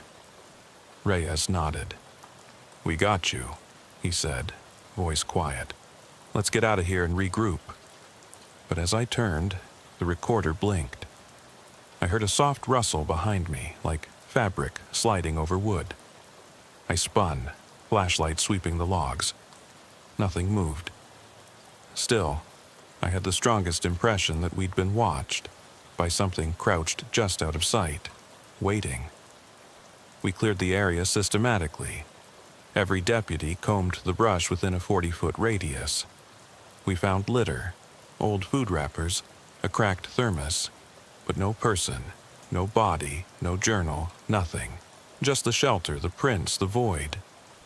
As we left, I placed the locket and pager back into the bag. I dropped them on the recorder's seat and set it to record. Then I spoke. Section 5. "The prints aren't human, they're something else." We lost him again. I shut off the recorder and drove back to the station in silence. Later, in my locker, I examined the evidence. Under the tip of the pager, I found faint indentations, letters pressed into the metal casing. RULISTENING. No spaces, just a string of capitals. My finger traced each dent, feeling the cold grooves. I ran my nail along them to lift the texture. The message was clear. Someone, or something, knew I was out here. I checked the recorder's playback later that night, the rustle, the hush of the dog's whine, then my own voice asking for backup. Then nothing. The mic static vanished wherever I'd heard a breath or a whisper. My nightmares returned. I awoke drenched, hearing a tapping at my motel window, light, rhythmic. When I looked, nothing was there, only the swaying branch of the fir tree outside. I packed up that morning and went straight to the station, determined to call in a full search team and logging crew, anyone I could convince that these woods were no longer safe. But my sergeant called me in first. His face was grim. "I'm sorry, 3-7, but this call's been closed. No missing persons, no prints in shelter, no debris found. We're reassigning you to shift work." I stared at him. "You can't be serious." He shrugged. "Orders." That evening, I drove home on empty roads, the recorder blinking on the seat beside me. I replayed Section 5, the dog's whine, the prints, the pager's message. Then I pressed stop and held my breath. I realize now the case isn't mine to close. Someone else is writing the reports. Someone else decides what counts as truth. And here I am, a man with memories of impossible prints, corrupted shelters, and a logger who may be dead, but still speaks through blinking lights and mangled pagers. I spent the next morning on the range, firing off a box of rounds until my shoulder burned and my vision blurred. The recoil was a welcome pain. It reminded me I was alive. Every shot echoed off the berm like a heartbeat. Each muzzle flashed a defiant flicker against the darkness I'd faced in those woods. But even there, in the bright glare of the target lane, I could feel the weight of what I'd witnessed pressing down, as tangible as the recoil pressing my cheek into the stock. When I returned to my cruiser, the recorder lay on the dash. I pressed play and heard my own breath ragged, my voice tremor thin as I'd whispered into the night. Then, buried beneath static, the logger's voice rasped, "You can't hide, officer. I'm right behind you." My hand shook so hard I nearly dropped the device. I flipped it off and drove toward Ranger Road again, following the same path I'd learned by heart. The sun hung low, gold bleeding into the pines, when I pulled into the muddy lot and killed the engine. For once, there was no fog, just the low hum of cicadas and the distant hum of an ATV. I looked at my reflection in the windshield, hollow-eyed, haggard, and unshaven. A man undone. I climbed out and retrieved my flashlight and evidence bag. Lieutenant Reyes met me at the tree line, expression tight. Behind him, the deputies had gathered in a loose semicircle, faces drawn. "You're sure you want to go back in?" Reyes asked. I nodded. One last time. We entered the woods together, boots squelching, radios clipped silent. The thick groves in late afternoon light felt almost comforting, less sinister than at night. We spoke in hushed tones. Plans to comb the shelter again, check for overlooked clues, mark off grid sectors. But as we passed the collapsed lean-to, I felt the same electric prickling at the base of my neck. Reyes shone his light on the charcoal message. "Not all ghosts are dead." Underneath, someone had carved a second line in smaller letters. "And not all hunters live." My blood ran cold. This had not been there yesterday, nor the day before that. I stepped closer and saw fresh blood smears along the beam where deputies had taped over the original writing. That blood was dark, watery, old. I followed its drip line, and it led off toward the ridge I'd climbed days ago.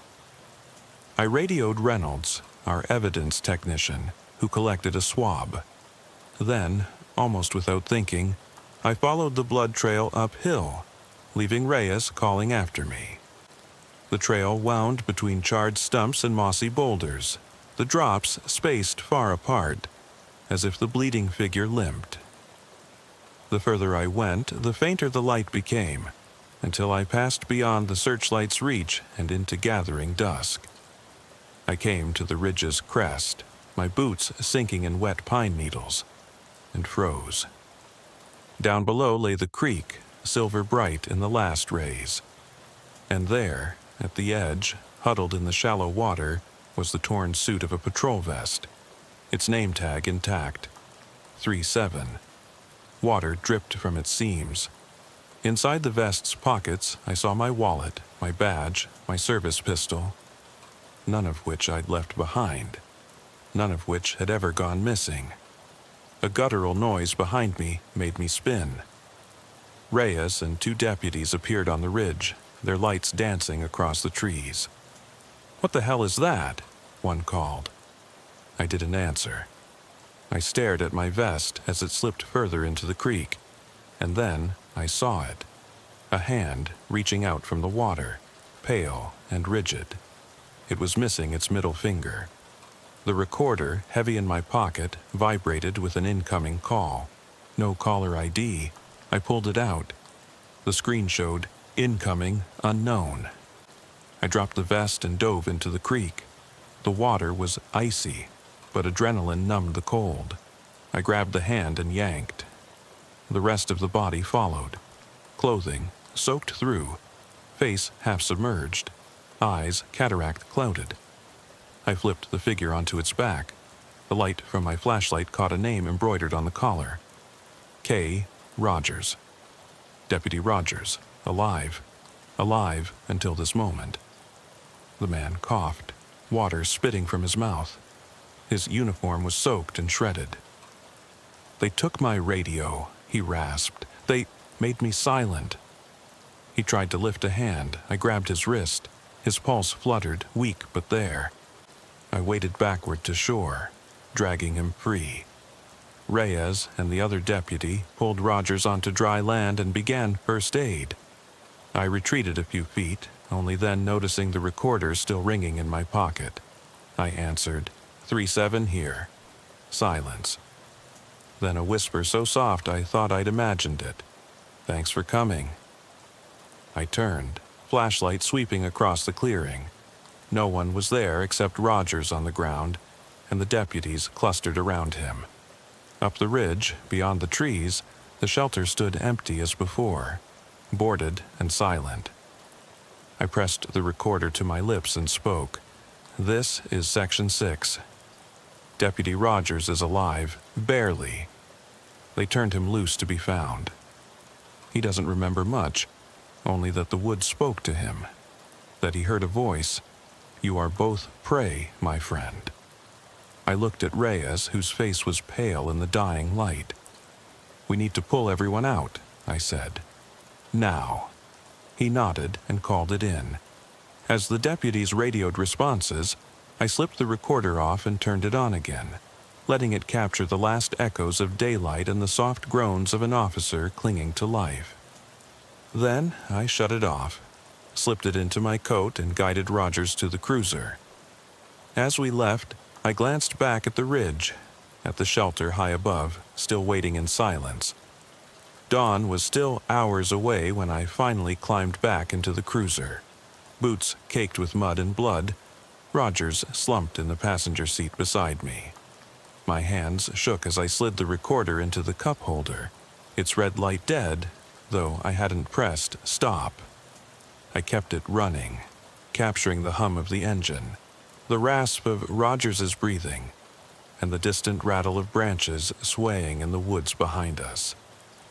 I should have believed then that the recorder itself was part of this story, an unwilling participant bearing witness to things better left unrecorded. I drove without headlights, letting the low beam glow guide me down Ranger Road.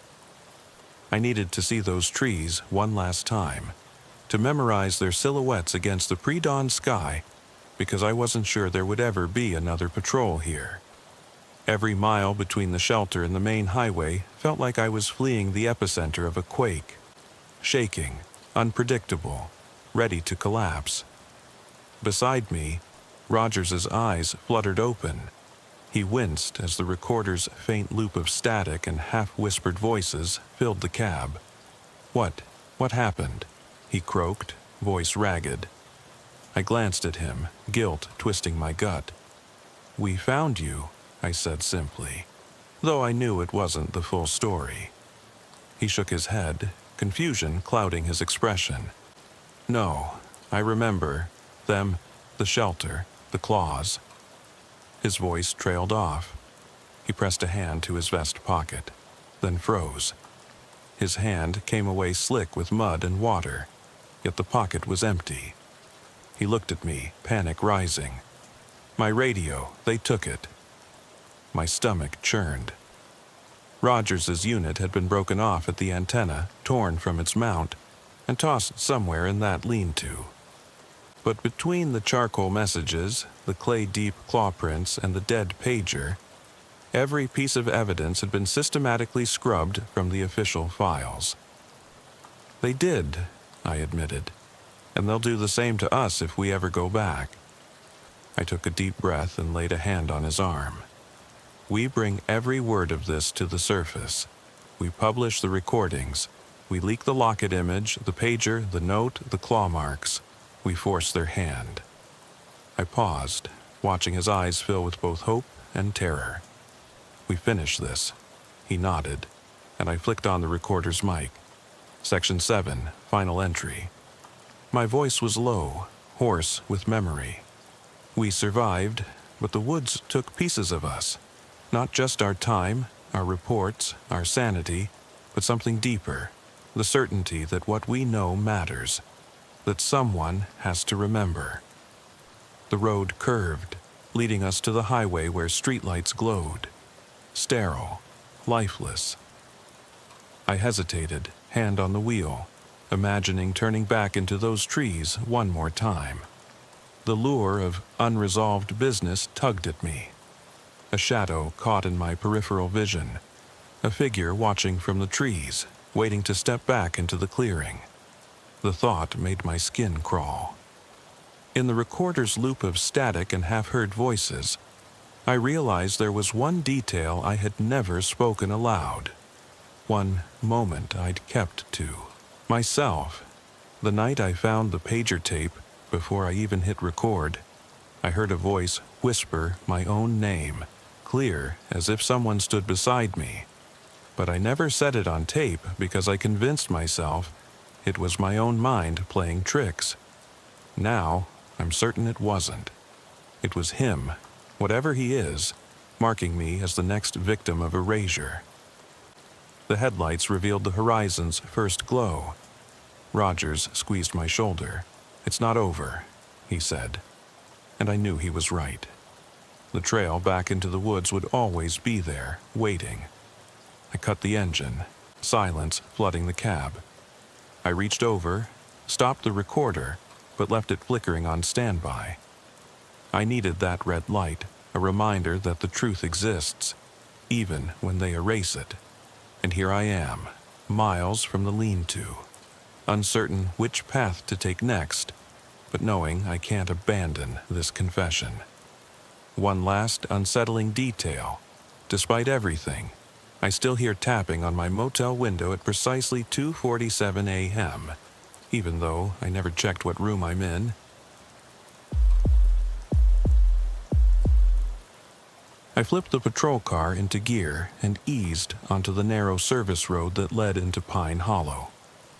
The clock on my dash read 2:07 a.m. No other traffic this deep in the woods. The only company was the dull drone of the engine and the patter of rain against the windshield. I'd answered calls like this before. Blank 911 texts, coordinates with no voice. "Please help," etched into a screen. But something about this one felt different.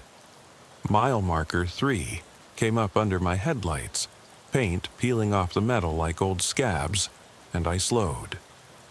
The road was slick with fallen needles and mud, the edges crumbling into the brush. I pressed the wiper switch again. It groaned, half-hearted, streaking faint arcs of visibility. I fiddled with the volume knob on the radio until it cut out completely. Static felt safer than thinking about what might answer me if dispatch spoke again. A flash of movement on the left. Just a shadow darting behind a spruce. I killed the headlights and sat in blackness for a moment, heart thudding, before flicking them back on. Nothing. Just rain running down the hood. I parked at the small pullout where the trailhead sign leaned crooked. Pine Hollow Loop, 8 miles. The barrier gate was open. No lock, no chain. I grabbed my flashlight and radio, slipped out of the car, and closed the door soft enough to keep it quiet. My boots sank into soggy leaf litter as I stepped off the shoulder. The beam tore through the dark, catching tree trunks slick with moisture. Cold mist curled along the ground, drifting between roots like ghost breath. I clicked the mic. "Dispatch, this is Unit 16. I'm at Pine Hollow Loop Trailhead. Evidence of a pack found, coordinates coming up." Static crackled in reply. "Copy that. Stand by for update." I eased forward, flashlight in one hand, the other hovering near my service gun. No moon, no stars. Just smeared clouds mirroring the black canopy above. Wet branches brushed my jacket, the sound like fingertips tapping against glass. A few dozen yards in, I spotted it. Footprints pressed into the mud. 2 sets, one heavy, work boot tread, one bare, claws of skin etched into clay. They headed toward the old maintenance shack. I followed quietly. My breath came out in white plumes, vanished before I even saw them. The shack was abandoned, boards rotting, windows dark eyes that watched me approach. I rapped the flashlight against the door. Nothing. I slipped inside. My light swept across a cracked vinyl bench, a rusty shovel leaning against a wall. Scuff marks down the length of the floorboards, like someone knelt and dragged themselves forward. I crouched, shining the beam along the planks, and found phone fragments. Shattered glass. A bent SIM. No power. No life. I traced the footprints backward, saw an outline of a body shape splayed near the back wall. I eased closer. Empty coat, collar turned up, water pooled inside like a tiny stuck lake. I swallowed hard. Something in the wet hollowness of that space prickled on my skin. A whisper guttered low, echoed off the walls. Please. My pulse jackhammered. I clicked my radio. Dispatch, did you copy? Nothing but static. I flicked the switch again. Finally, Unit 16, send traffic. I heard something in the shack. Possible. Person down? My voice came out tighter than I meant. Copy. Backup en route. ETA 5. I exhaled, trying to steady my limbs. The thunder of my heart drummed in my ears. The flashlight's cone glazed over the corner, and I saw her, leaning just beyond its edge, coat soaked to thread, hair plastered to her face. Pale jawline, hollow eyes. She didn't move, but her chest rose and fell with slow, deliberate breaths. Ma'am, I managed, stepping forward. You need help? She tilted her head, stared for a beat too long. Then, without answering, she stepped sideways into the deeper dark. Her footprint pressed fresh in the mud. Bare toes splayed across the clay. I raised my radio, but the mic felt heavy in my hand. Are you okay? Where did you... She flicked her hand toward the trail, lips parting. A single word slipped out, pitch soft and distant. Follow. My flashlight beam danced over her back as she turned and began walking, feet leaving no sound but the faint squelch of mud. Instinct wrestled with protocol. I was supposed to wait for backup. But something, duty, empathy, curiosity, drove me forward. I followed her into the trees. The mist thickened, swallowing the beam. Rain drummed on leaves overhead so loud I couldn't hear my own footfalls. We passed broken fencing, a rusted sign warning of boreholes and toxic runoff. She paused there, bones of a signpost jutting from the ground like ribs. In the faint light I saw carved into the wood, initials and dates, one nearly 20 years old, another barely 6 months. She pointed again, deeper in. I cleared my throat. Can you talk? Who are you? The hush that answered felt alive. Then, off to my right, dispatch came through. Unit 16, update? I flicked the radio on. I have a subject. Not sure who she is. She led me here. Static. Then, 16, stand by. We're tracing the original 911 ping. Stay put. I nodded, but the forest didn't wait for approval. Behind me, branches snapped. I spun, pressed the beam toward the sound. Nothing. The woman had vanished. My boots sank into fresh puddles. I radioed, "Dispatch, she's gone." As the words left my mouth, a new ping lit up my phone. Coordinates, deeper in the loop, mile marker 5. And then another. The same number I dialed into dispatch. Text, "Help me." No timestamp, no signature. I exhaled so hard my breath fogged my collar. The woods went silent again. My radio crackled, but whatever answered, it wasn't a voice I recognized. I glanced at the shack behind me, the broken pack, the single boot, and I realized this call wasn't about rescue. It was a confession, and the woods were listening. I flicked off the flashlight, tuned my radio back to dispatch, and watched the darkness for an answer that might never come.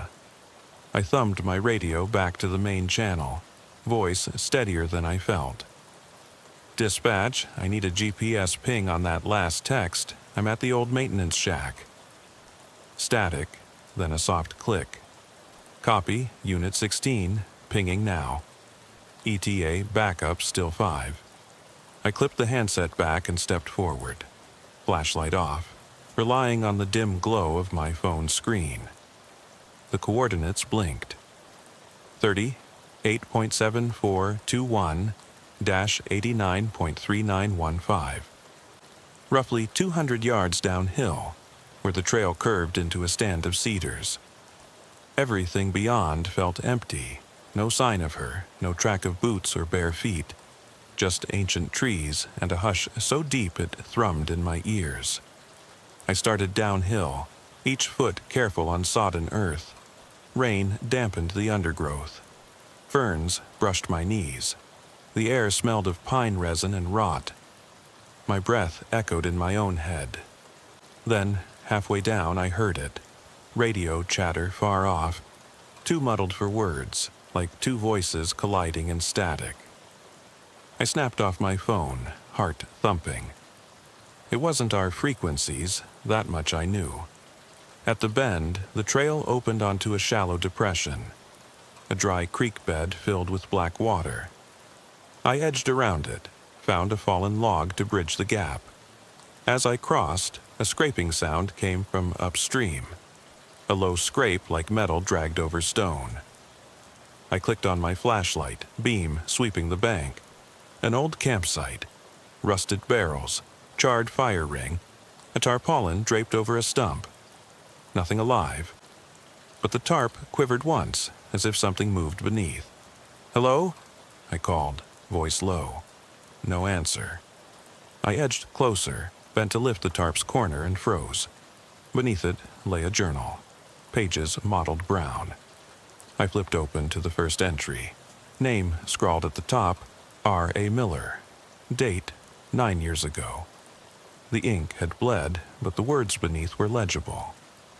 Day 27. The radios talk back without prompting. I hear them at night. I swallowed hard, dropped the journal into my jacket pocket. Behind me, something shifted. Soft, deliberate. I swung the beam around. A figure stood just at the tree line, coat dark, face turned away. Rain ran down her back. I froze. She didn't speak. She lifted one hand and pointed again, this time at the journal's pocket. I unzipped it.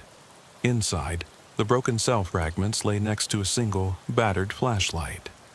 The beam barely worked, but in my hand it felt like a lifeline. I cleared my throat. "I've got your belongings. We'll find somewhere safe." No response. She tilted her head slowly, then turned and stepped into the woods. Her bare feet splashed through mud, but I saw no footprints. I called after her, but the trees swallowed my words. I stepped off the trail, following the rhythm of her disappearing footsteps. My flashlight cut through drizzling rain, revealing the forest's depth. Stumps bleeding moss, vines coiling like serpents. A hush punctuated by my own heartbeat. Then I saw her again, standing before a collapsed hunting blind. It leaned like a wounded animal. Tarp flapped in the wind that wasn't there. She held out the flashlight, neck first, then hand, in an offering. I reached, fingers brushing hers. She didn't pull away. "Tell me what happened," I whispered. Her head tilted, and for a moment I thought I heard a breath, rasped through cracked lips. But no voice came.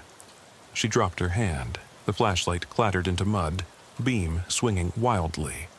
I lunged, grabbed it. Its weak glow caught her face, pale and inscrutable. Behind her, carved into the wood slats of the blind, dozens of initials and dates. each date farther back. 2007, 2012, 2015, 2019. Some names I recognized from old missing persons reports. Each time, searchers came, spent weeks, then stopped. The markers grew over with moss, then new ones carved beside them. A hollow ache settled in my gut. She pressed a finger to the letters, traced a year I didn't know, 2024. The date was fresh, the carving raw. I looked up at her, eyes black wells unblinking. My radio crackled to life, backup approaching. Relief and dread collided. I toggled my mic. Dispatch, Unit 16, subject is here with me, she's pointing. Markers. My voice broke. A reply, Unit 16, hold position.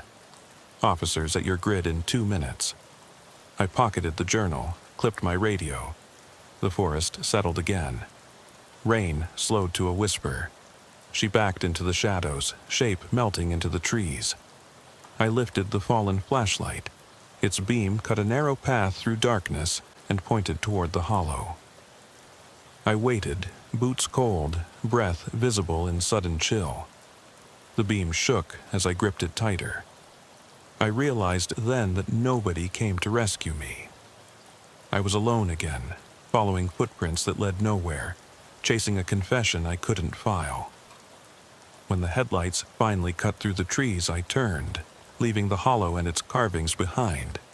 But the image of those dates, names carved by hands long dead, stayed with me. And as the patrol SUV pulled up, sirens quieted and officers spilled out, I knew the real call was only beginning. I climbed into the back of the patrol SUV, journal tucked under my arm, flashlight clenched in my other hand. The other officers were already sweeping flashlights across the tree line, voices low and measured. I handed the journal to Detective Alvarez, who flipped through pages with a grim expression. "Where'd you find this?" he asked. "In the creek bed campsite," I said, voice tight. "And the phone fragments." I held up the broken SIM card, glinting in the light. He nodded, then looked to where the forest swallowed the beam of my flashlight. "You see her?" he asked quietly, though he knew the answer. I shook my head. She vanished when backup showed. A whisper of wind rattled branches overhead. My breath hitched. The hairs on my neck stood up like barbs. Somewhere out there, in that dark, wet moss, she waited.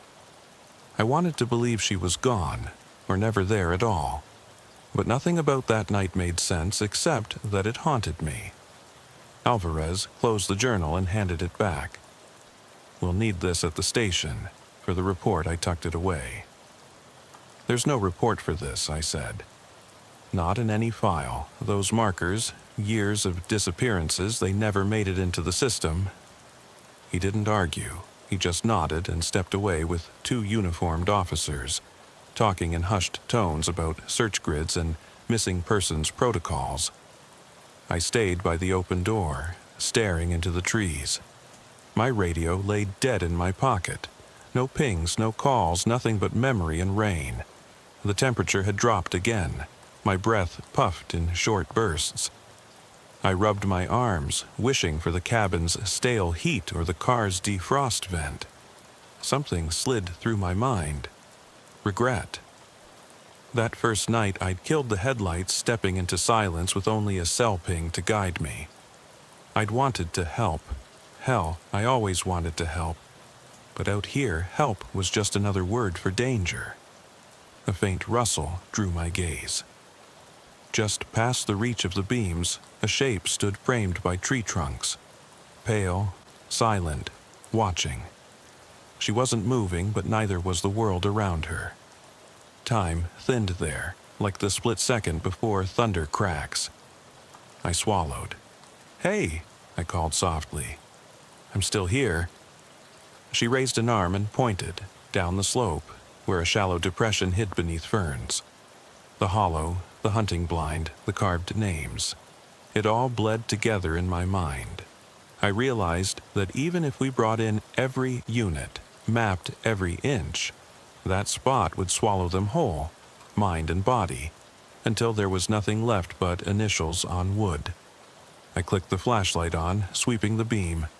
The depression was empty. The blind lay collapsed, silent as a grave. No footprints but my own. I crouched and touched the damp earth. Her bare print, fresh, pressed into the mud. Heart pounding, I traced the toes, then looked up. She was gone again. I rose, back straight, and looked at the cluster of officers at the vehicle. I cleared my throat. "We're missing one subject," I said, a voice steady. "Unaccounted for, came from the creek bed. No name, no ID." Detective Alvarez turned. "Unit 16, you saw her." I nodded. "Barefoot, pale coat, she pointed us here." Alvarez studied the tree line, then reached into his coat. He pulled out a small camera and snapped a photo down into the hollow. The flash bloomed white and vanished. He looked at the image on the screen, eyes flicking between the forest and the shot. "Violet," he said quietly, "just like that." I exhaled slowly, tension cracking in my chest. We climbed in, engines idling, and began the crawl back to pavement. Mile marker 3 passed under my windshield. I didn't kill the headlights this time. I kept them on, searching. When we hit the highway, dispatch came through. "Unit 16, missing hiker search grid is live. Grid Bravo Zulu. Will advise further." I leaned back, pressed my forehead to the glass. Outside, the woods faded, rain-slicked trees giving way to cell towers and distant lights.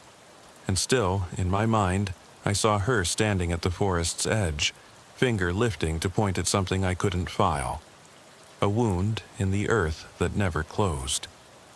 I flicked my radio silent, took one last look at the dark horizon, and wondered how many lived calls lay buried in those trees, their echoes trapped in moss and mud. Calls that shouldn't have happened, and that, somehow, would never end. I drove the squad back onto the highway with the cruiser's emergency lights off, the only illumination the dull glow of my dashboard.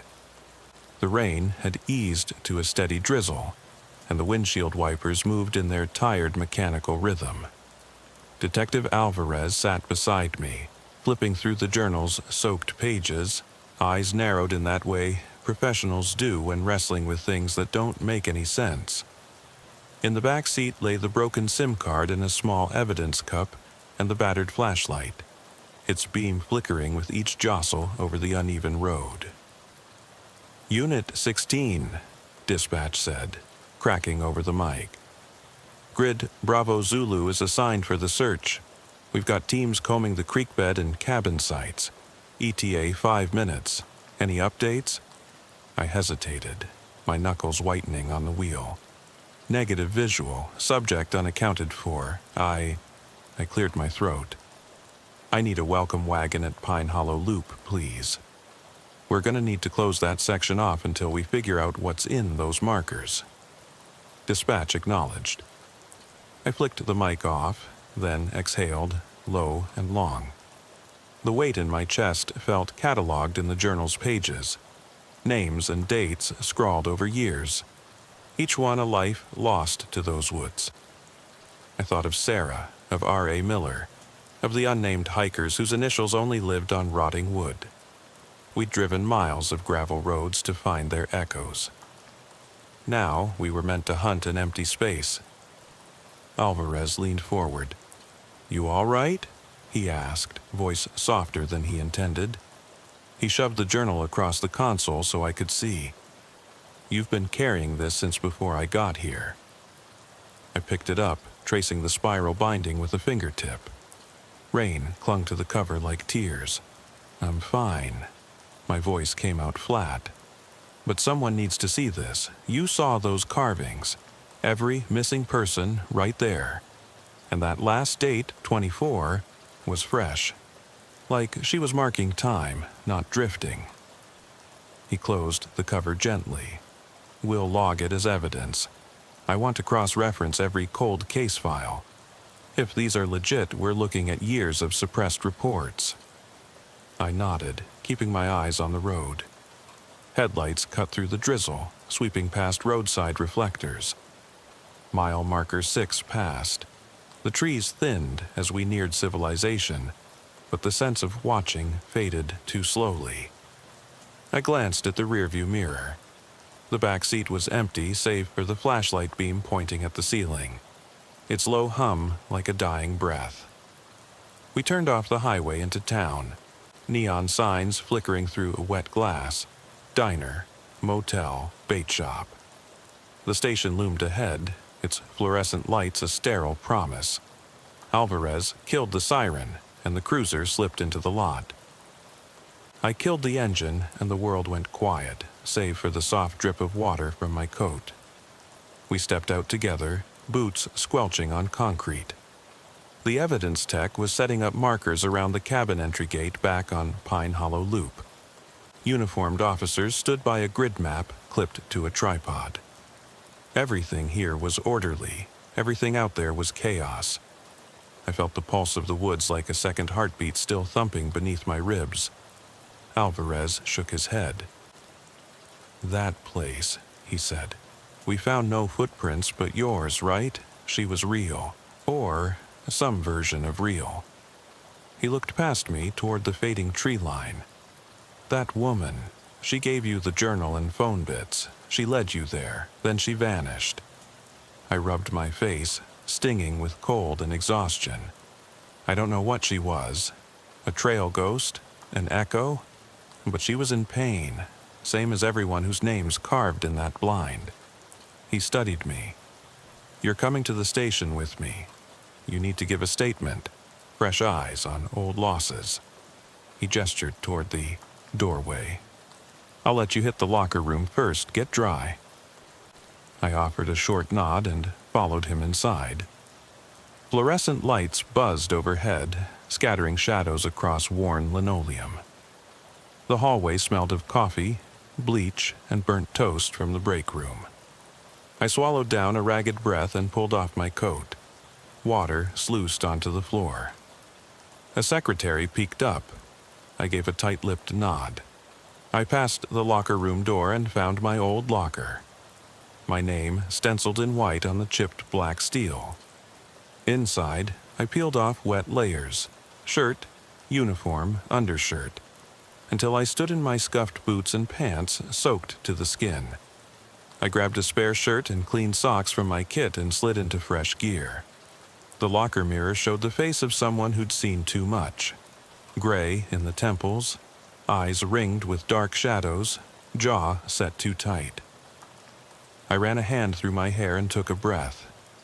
Outside, I heard Alvarez talking to the tech squad. His voice was low but tense. Markers, search grids, cold case files. We're going to need every resource. A bead of dread ran down my spine. I closed my locker, squared my shoulders, and stepped back into the corridor. Detective Alvarez caught my eye in the station foyer. He nodded toward a small interview room down the hall. "Whenever you're ready." I followed him, heart settling into a steady, aching rhythm. The room was a square cell of harsh light, a table bolted to the floor, 2 chairs facing each other, 1 camera in the corner. I sat heavy, journal on the table. He dropped the battered flashlight and SIM card beside it. The lamp above spat yellow light. The air felt thin. He clicked a recorder on. "Officer Jennings, please state your name, badge number, and unit." I complied. My own voice sounded distant. Then he leaned forward. "Walk me through what happened from the moment dispatch pinged that number at 2:07. I took a breath and began reciting. The cabin, the creek bed, the footprints, the phone fragments, the journal pages, the woman's silent guidance, the carvings. Every detail mattered. The way mist clung to the trees, how the wind dropped when she spoke, the hollow feel in the blind. I spoke until my throat burned.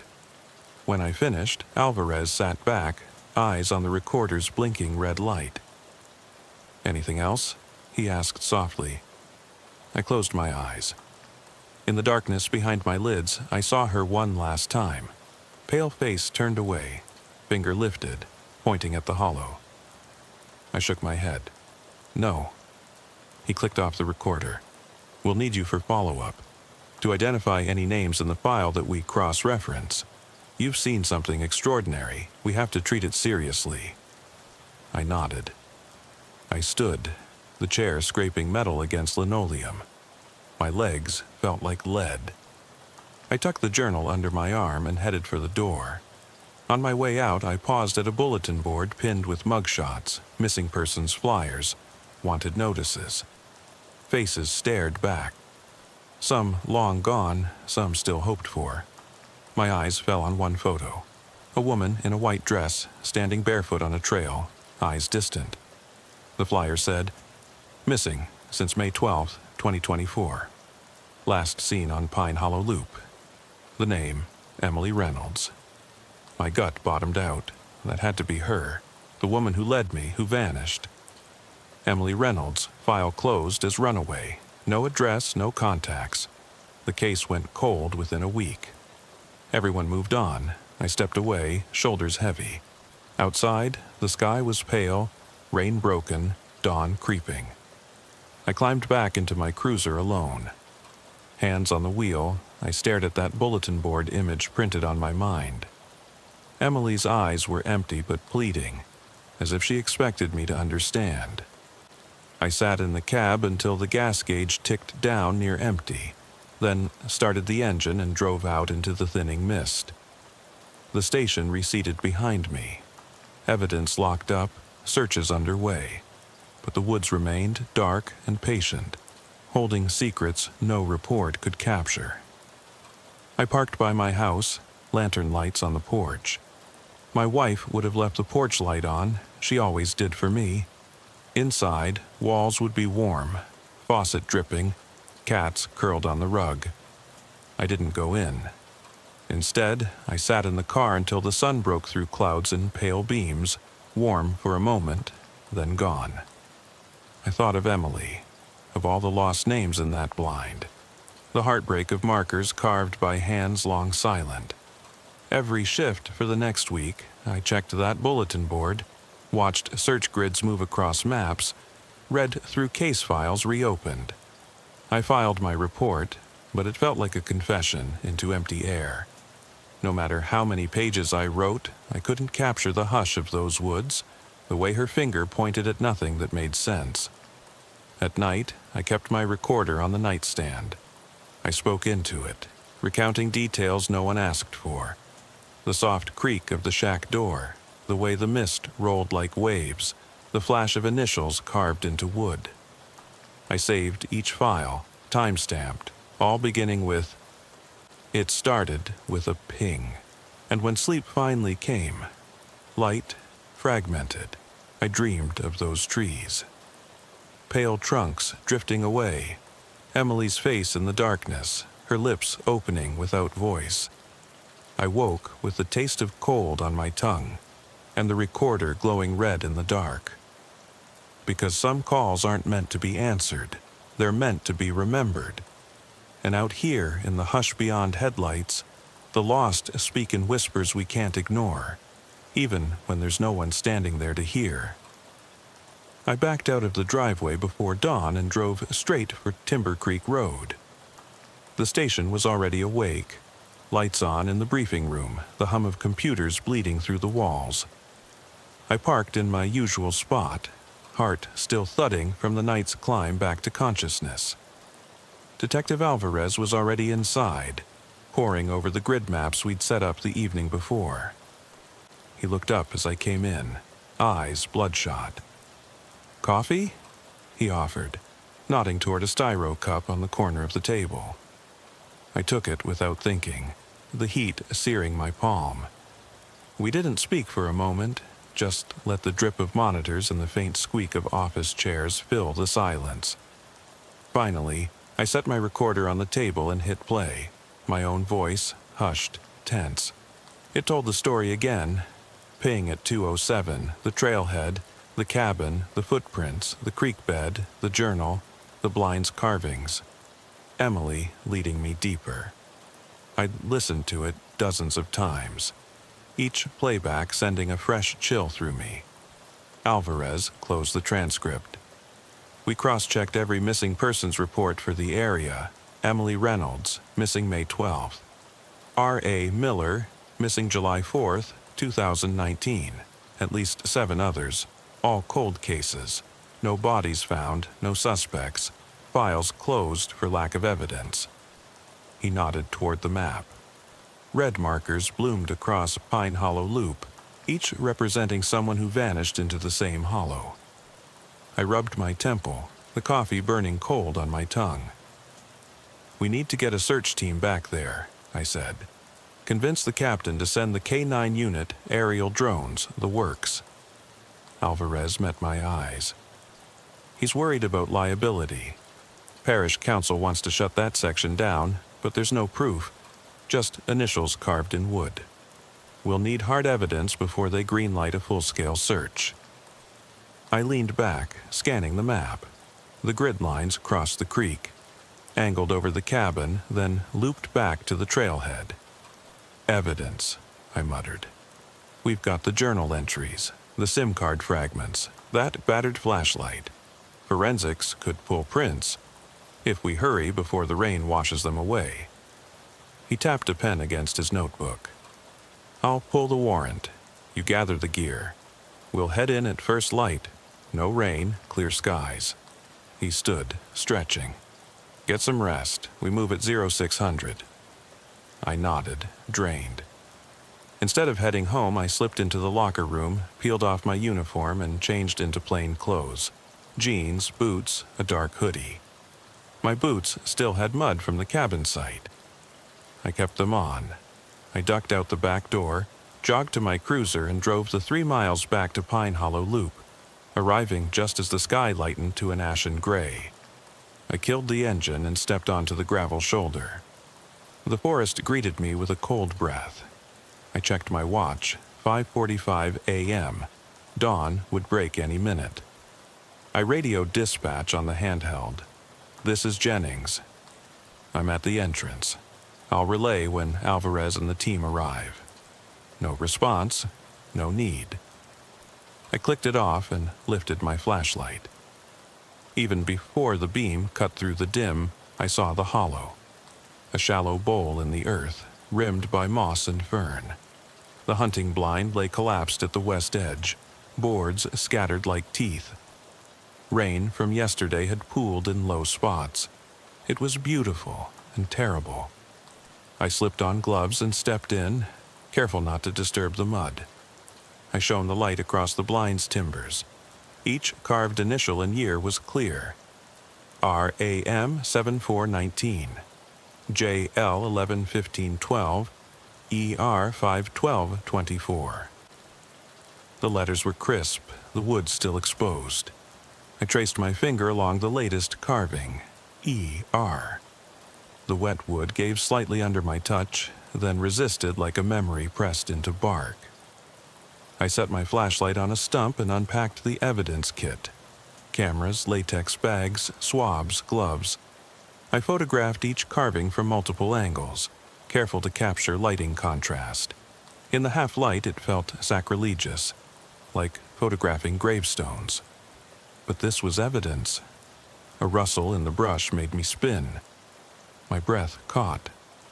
Amber light flickered through wet branches. 2 K-9 handlers and Alvarez emerged, dogs on leash. The hounds sniffed the air, tails low, ears pricked. They followed the blind's perimeter, noses grazing the ground. One whine, then another. The dogs stopped at the hollow's center, noses down. Alvarez knelt beside them. "They're picking up something," he murmured, voice hushed. He pointed at a spot under a pile of leaves and branches. I cleared the debris. Beneath lay a single boot, dark leather, lace undone, scuffed. No other boot, just one, resting sole up in the mud. I exchanged a look with Alvarez. Emily's, I whispered. Her boot. He nodded, calling to the handlers to bag it. The dogs nosed forward again, leading them deeper into the hollow, where a slight depression hinted at an entrance, maybe a crawl space or den. Tree roots arced overhead, wood smeared with moss. I stooped to push aside a tangle of vines. A tunnel yawned beneath the roots, dark and narrow. Alvarez flicked on his headlamp. Looks like an underground channel, drainage culvert or animal burrow widened. He shone the beam down. The walls were slick, root-fused, earth dark. I'm going in, I said. He shook his head. We need to clear protocol. SWAT team, lighting, breathing gear. My heart pounded. The tunnel mouth was only 2 feet high, maybe 3 feet wide. But if someone had crawled here, they might still be in there. I swallowed and forced myself forward, finding purchase on roots and crawling inside. Water dripped from overhead. Roots scraped my elbows. The air smelled of rot and earth. The beam swung, catching something ahead, a shape. I stifled a curse. Not human, clothes splayed, wet and tangled. I crawled faster, heart racing, until I reached a hollow under a ledge. There lay a body, or what was left, a skeleton draped in a sodden coat, its skull turned toward me, empty eye sockets catching the light like black mirrors. I staggered back, heart hammering. Hands clutched my chest. The skull's jaw hung open, as if in a silent scream. A dining plate of roots and dirt caked its teeth. I pulled off my glove and felt for a pocket. There it was, the journal's cover peeking out from my jacket. Emily's handwriting, R.A., Miller's scribbles. They were all here, the lost, their remains cradled by the earth. My radio crackled violently. Unit 16, status? Dispatch's voice cut through my shock. I snapped the mic on, voice trembling. Dispatch, I've found skeletal remains, likely one of the missing subjects. Coordinates coming up now. Send forensics immediately. Copy that, Unit 16. Units en route. I pulled back from the tunnel's mouth, kneeling on the wet earth, my flashlight illuminating bone and earth. Rain began to fall again, pattering through the canopy. The dogs outside barked, circling overhead. I wrapped my arms around my knees, staring at the skeleton and the carved initials overhead, now ritually clear on each board. A soft whisper drifted from the tunnel's darkness, so faint I thought I imagined it.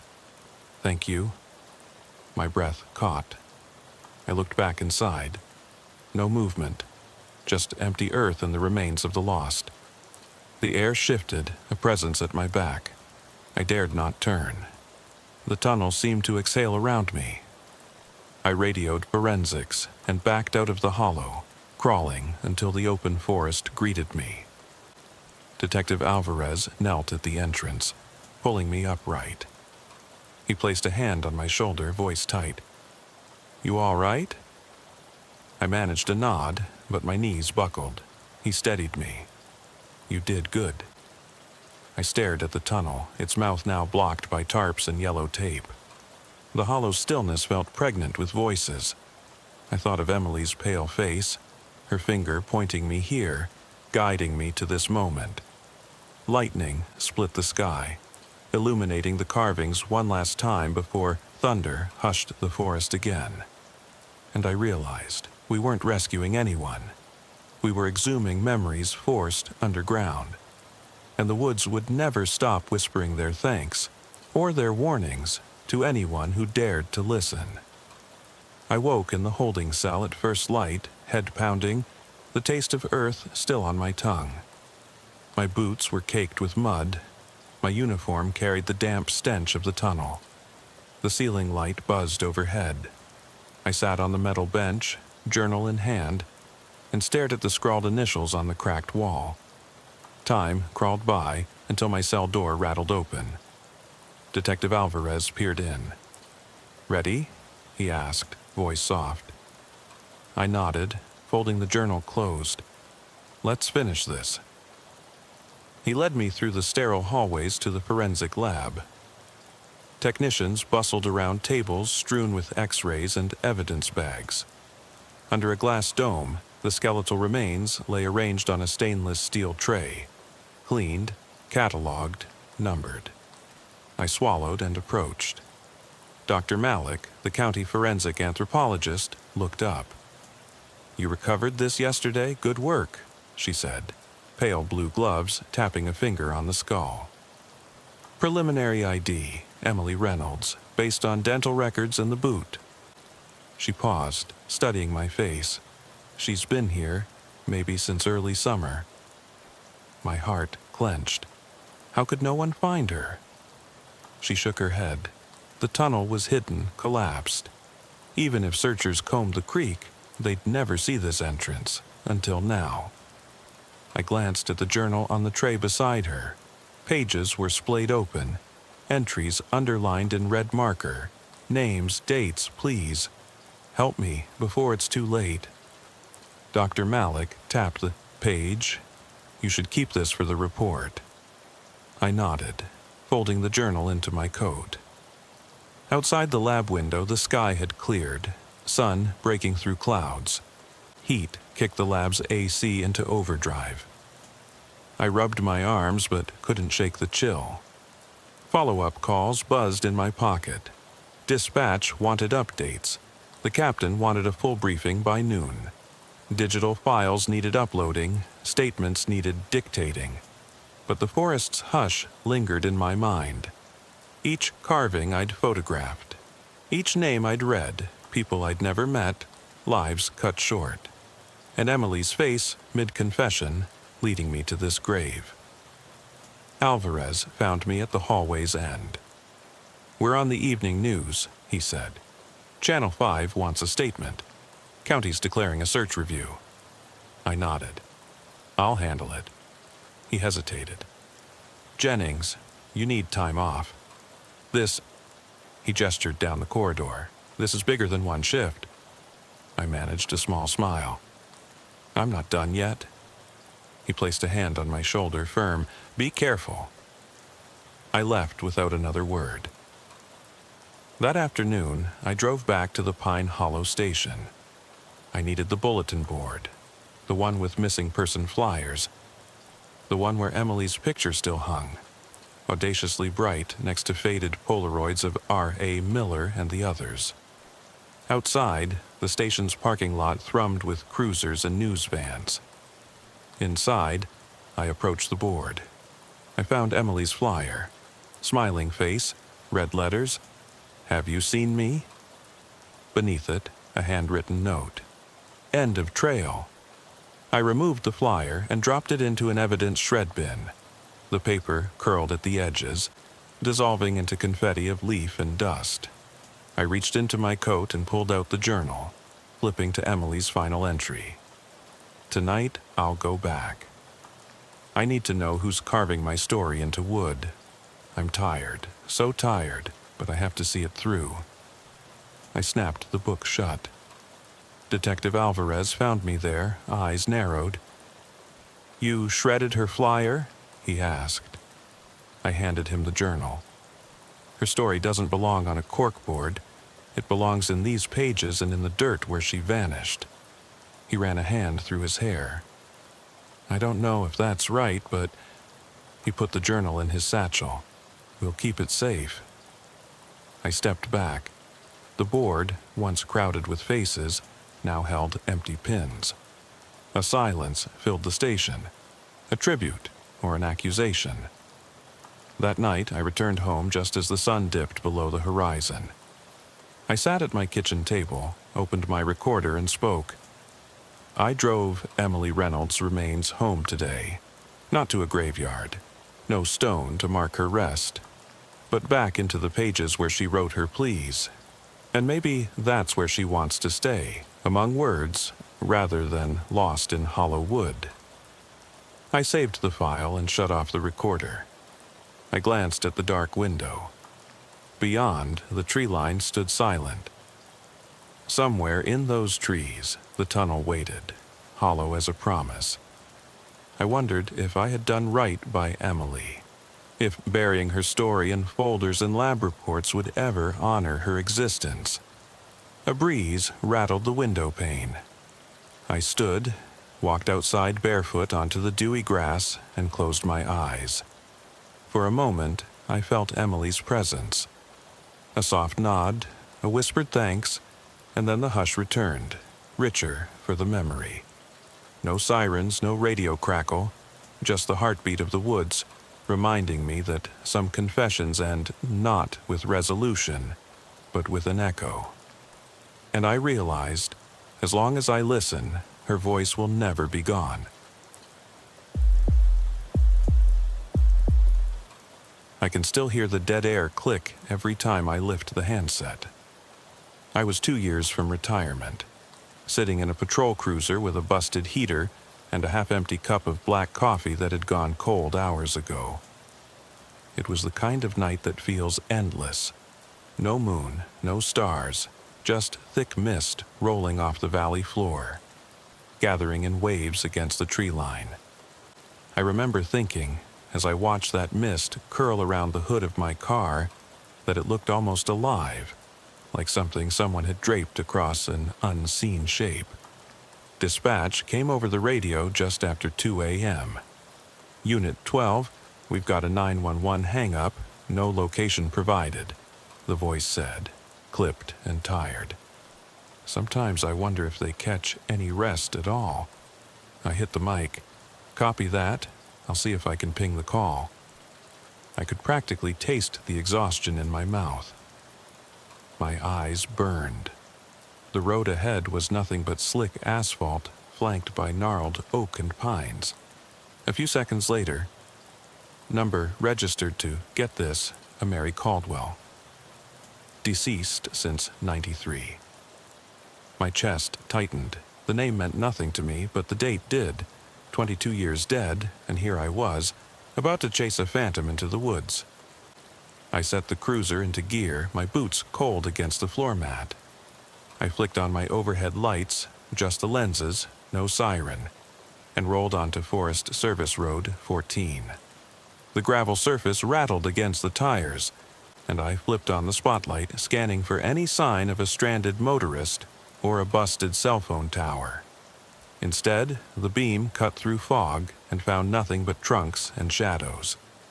I thought about turning around, heading back to the warmth of the station, but something pulled me deeper. Maybe it was curiosity or the nagging worry that someone was in trouble. After a mile, the 911 system pinged me again. Rough coordinates now, placing the call just off a side trail. I parked at the junction, steps away from a ranger log kiosk with peeling paint and a half-torn trail map. The mist swirled at my ankles, pooling around my boots. I grabbed my flashlight, old habit, and stepped out. The radio crackled as I keyed in. Unit 12 on foot, heading down trail. Might lose you. Static answered. My torch beam cut a narrow path through the dark. Broken branches, mud slick from earlier rain, patches of bracken brushing my pant legs. Each step felt louder than the last, as though the forest was straining to hear me. My heartbeat lodged in my throat. I told myself to keep calm. Standard woods check, lost hiker maybe. If it was just a pebble thrown at the antenna, I could laugh about it later. At about 200 meters in, the radio sputtered again. Did you find... It cut out. I frowned, tapped the handset. Nothing. I cursed under my breath. No signal that deep, maybe. I tucked the radio back into my vest and walked on, careful not to trip over root or rock. Then I heard it. A faint ping, like metal tapping. Blinked my light around, nothing.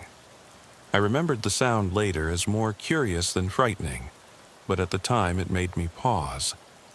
I reached a clearing where an old campsite sat, sort of. A steel fire ring, rusting and half buried in pine needles.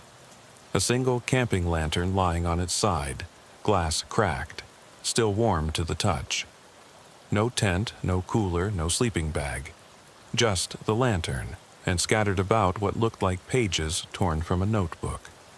Handwriting looping, half smudged by moisture. I stared, heart pounding. I should have called it in, taken pictures, but I was rooted by something. A sense I wasn't alone. Droplets of rain began to patter on the lantern's metal frame. I clicked my light off and listened. Water spitting on leaves, the faint buzz of insects, and nothing else. No hoot of an owl. No rustle of raccoon, just an almost unnatural hush. I flicked the light back on and scanned the trunks. They looked solid, but beyond the beam I sensed space. Empty, waiting. I knelt to gather the pages. An entry dated August 12, 1992, scrawled in a single line, "Can't stop thinking they're watching." Beneath it another, "If I stop breathing, maybe they'll leave me be." The ink was faded but legible. I realized the notebook pages belonged to someone who'd been on this trail 30 years ago, and that person had never returned. My pulse quickened. I pocketed the pages, flipped the beam downward, and noticed footprints pressed into the damp earth. Heavy boots, military issue I'd bet, heading toward a service road that disappeared into thick brush. I should have turned back right then. I should have walked out, handed the evidence to dispatch, and gone home. But adrenaline will do funny things. So I followed. The undergrowth gave way after 100 meters to a dilapidated ranger cabin. Boards sagged under the weight of moss. The roof sagged at odd angles. I knelt to inspect the lock, rusted shut, with my gloved hand. I called into my radio, Unit 12, to dispatch. Found an abandoned cabin. No visible occupants. I'm going to check inside. I waited. Static, then a faint voice. "Copy, but stay safe." I forced the door with my shoulder. It creaked back on one hinge. The inside smelled of rot and stale air. My flashlight cut the darkness into sharp angles, revealing a rickety cot with a threadbare blanket, an overturned table, and, on the floor, what looked like an old phone handset. Yellowed plastic, coiled cord, vintage. My breath caught. I nearly dropped my torch. I moved slowly toward it, every muscle coiled tight. Leaf mold crunched underfoot. I reached down and lifted the handset. Nothing but silence. I raised it to my ear. The black wire rattled. The cabin wall seemed to close in. Pressure I could feel against my chest. Then the softest exhale, like someone exhaling right next to my ear. I spun, sweeping the beam across the room. No one. Just the phone, the cot, the splintered desk. I let out a shaky laugh, half relief, half fear. I pressed the talk button on my radio. "Dispatch, It cut out again. The cabin fell silent. In that hush, I heard the handset click. A low, mechanical click, like a latch releasing. I craned my neck. The cord stretched taut toward the wall jack. Then a voice, barely more than breath, saying, "Why are you here?" I froze. My jaw went dry. The beam trembled. I wanted to answer, but my tongue felt glued. The only word that came was, "Hello?" It echoed back, hollow. The phone slipped from my hand. It landed on the desk with a soft thud. My heart pounded so loud I thought the whole cabin must have heard it. I looked to the door, shut. I hadn't closed it. My hands flew to my gun. Then lights flared at the window. A searchlight from a county cruiser slicing through the mist. A shadow moved outside, a figure ducking behind a tree. I risked a glance. Nothing. Backup arrived moments later, shouting voices in the radio, boots on the porch. I stepped back, still shivering, and met them at the door.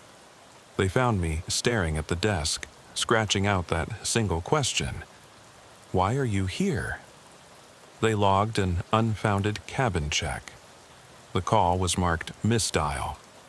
The handset vanished. And me, I couldn't shake it. Till this day, I can't explain that voice, and I sure as hell don't talk about it. But there's still mist out there, and that cabin waits for the next patrol shift. And if you listen close, you might just hear that click.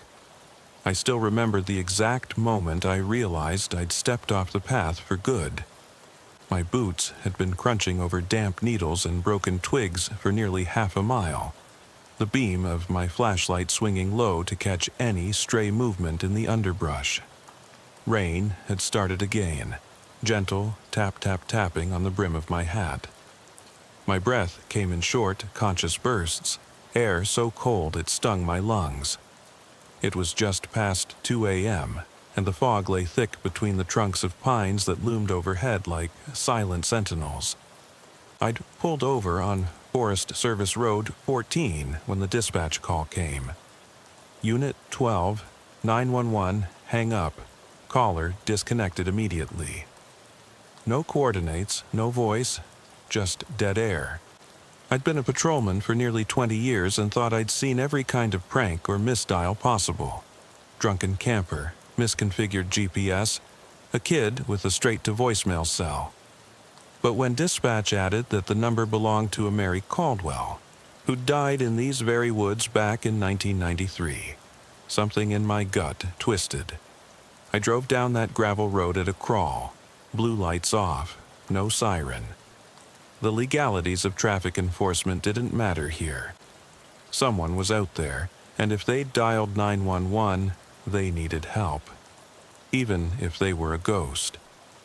I parked at the intersection with Trail 7, slammed the door, and grabbed my radio. Unit 12 on foot, heading in. Static, probably out of range. I clicked off the mic, hefted my flashlight, and stepped into the forest. The trail marker was half hidden under moss and shadows. I paused to check my map, but the paper was slick with rain, the ink run.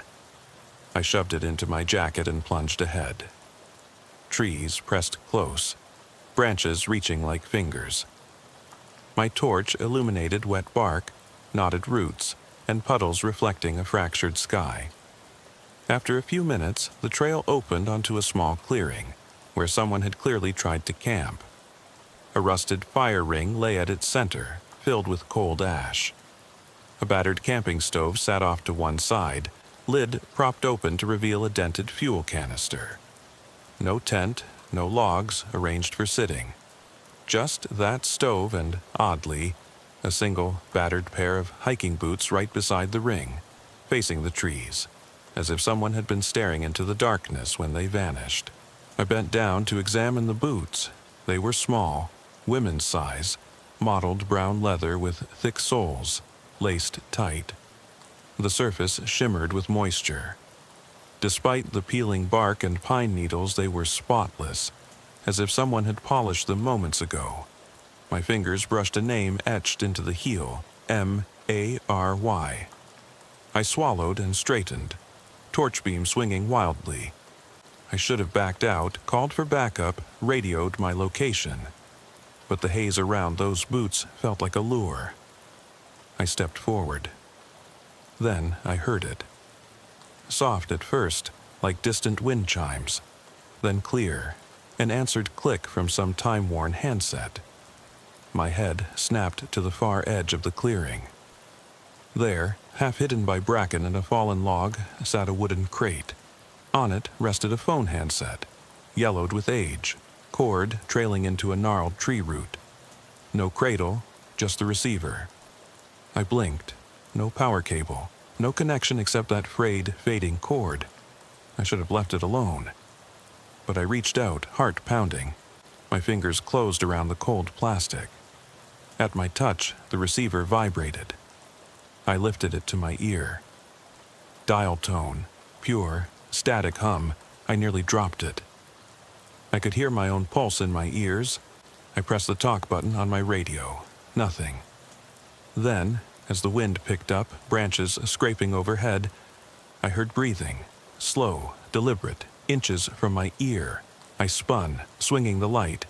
The crate, the earmarked boots, all empty. No one.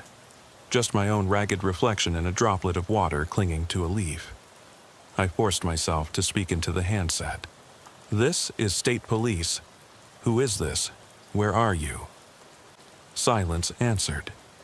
Then a voice so soft I wondered if it was inside my skull. "Why have you come here?" It wasn't a woman's voice. It had no gender, just weight, hunger. I dropped the phone. It thudded onto moss, cord rattling like a dying serpent. My every instinct screamed to run, but I was frozen. The rain intensified, my jacket soaked through. Every drop felt like ice against my neck.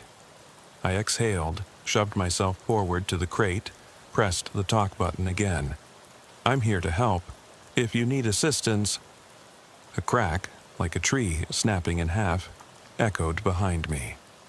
My flashlight beam dashed to the sound, illuminating a broken sapling arching over the clearing. Beneath it, I saw footprints. Bare footprints, small, sinking into the loam. They led toward a thicket of laurel and brambles, vanishing under a carpet of leaves. My breath caught. If the boots had been Mary Caldwell's, these prints belonged to someone, or something else. Something willed to remain unseen. I swallowed hard, my throat tight. I should have run back to the cruiser. I should have been calling for backup. But I was already too far in, and the rain had erased the last proof of my path. I set my jaw and followed.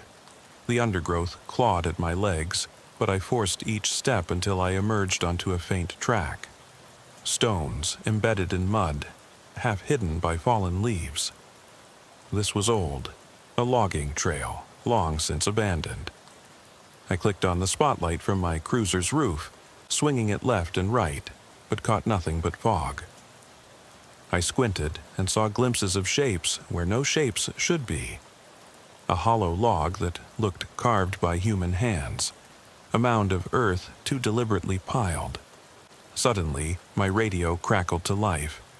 "Unit 12, are you there? Repeat, are you there? Over." It sounded like a prayer. Relief and guilt flooded me. I keyed in, "I'm at..." I tried to give coordinates, but the signal faded again. "Backup on the way," dispatch crackled, distant, then static, then nothing. My shoulders sagged. I hurried on, and the trail spit me out at last onto a clearing I recognized from old incident reports, the site of the Caldwell disappearance. A weathered signpost read, "Trail 7, Caldwell's Hollow." Legend had it Mary Caldwell's boyfriend vanished here in '92. She came searching at night and never returned.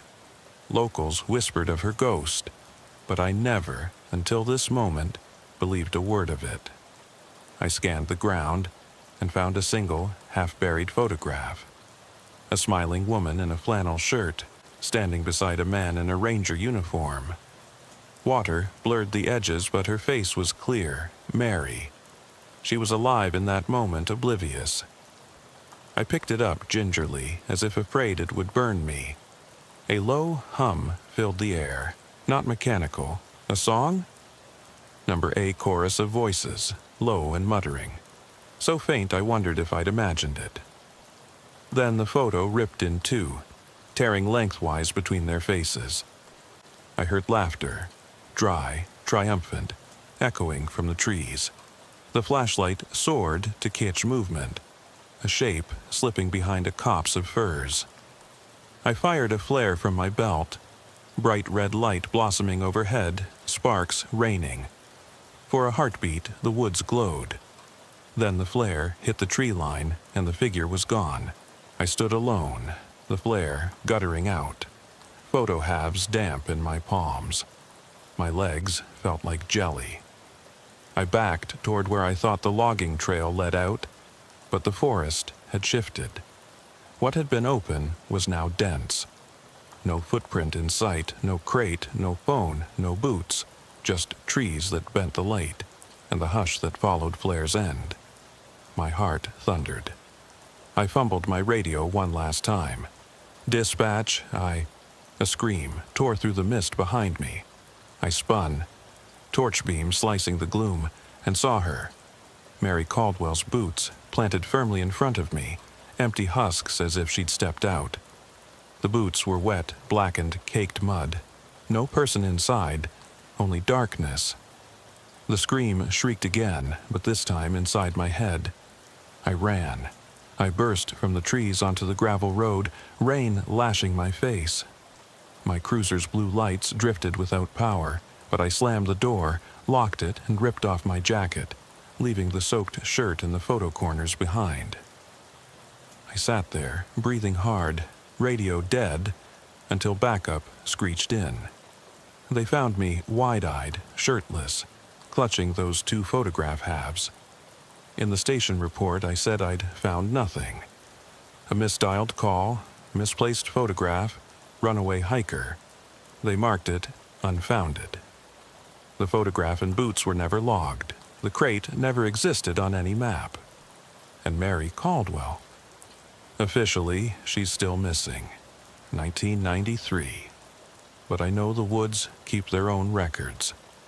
I know the mist presses close, and every so often, in the corner of my eye, I glimpse those boots again, waiting just past the light. I slid out of the cruiser and into the mist so thick it clung to my uniform like cobwebs. The beam of my flashlight wobbled as I took the first step onto the narrow trail. A path half swallowed by moss and bramble. The kind of place you only find if you already know it's there. My radio fell silent the moment I cleared the open gate. The world outside vanished, leaving me alone with the steady drip of condensation off low-hanging limbs and the distant sound of water coursing through hidden rivulets. My breath puffed in the beam, white and fleeting. Behind me, the cruiser's headlights carved 2 shallow arcs of yellow across the gravel road. Ahead, the forest seemed to swallow that light, succeeding only in flickering it against gnarled trunks before admitting me entirely into shadow. I had the GPS coordinates now, rough 50 meters from the trailhead. Coordinates belonged to a spot locals called Deadfall Clearing, named after the centuries-old logs that lay half-buried there, split open by age and weather. They said campers vanished in those deep hollows, only to reappear days later, dazed and unable to speak of what happened. I never doubted until tonight. I closed my eyes for a moment and recalled how the 911 hang-up came through. A single ring, then nothing. Dispatch confirmed the number was registered to someone long gone. No living person could have dialed that phone. And yet, here I was, following some phantom's call into the heart of nowhere. My boots sank into wet needles, and every step felt heavier than the last. A hatch of broken needles snapped underfoot, sending echoes through the trees. I clicked on the shoulder mic again, my voice rough. Unit 12, I'm approaching Deadfall Clearing. No sign of life yet. Static crackled back, then nothing. My partner's voice gone. I remembered the old rule, never go in alone. But I'd seen too many misdials to shrug this off. Someone, or something, wanted help. The first sign I'd reached the clearing was the shape of fallen timber, each log split lengthwise, creating seething dark lines radiating from a central point. I swung the light low and saw footprints in the mud, heavy, booted prints, as if an adult had trudged deliberately toward the deadfall, then turned and vanished. I counted them, 6 sets, each footfall pressed deep. I counted the pairs, 3 individuals. One set was smaller, narrower sole, size suggesting a woman's boot. The others were wide, heavy-soled. I traced the prints to where they faded under a collapsed tree, pressed smooth by time. My pulse quickened. I knelt and brushed the mud aside, revealing jagged lines carved into a piece of bark lying across the logs. It read simply, waiting. No date, no signature, just that one word. My throat went dry. I knew then this was no accident and no prank. Someone had left their mark, and they were still out there. The rain picked up, pummeling the canopy above in rapid bursts. I swung my flashlight skyward once, watching water drip like rivulets down each branch. The air smelled of earth and decay. I tightened my grip on the torch. My belt rattled. Handcuffs, radio clipped away, flashlight tether. Next to it was my service weapon. I pressed a finger against the slide, safety off. Standard procedure, but I could feel the safety in my hand. A cold click, ready. I rose and followed the line of prints under the broken limbs, edging toward a thicket of laurel so dense a person could vanish inside. Beyond it, I glimpsed movement. A flash of dull metal, as though something had been dropped. I leveled the beam.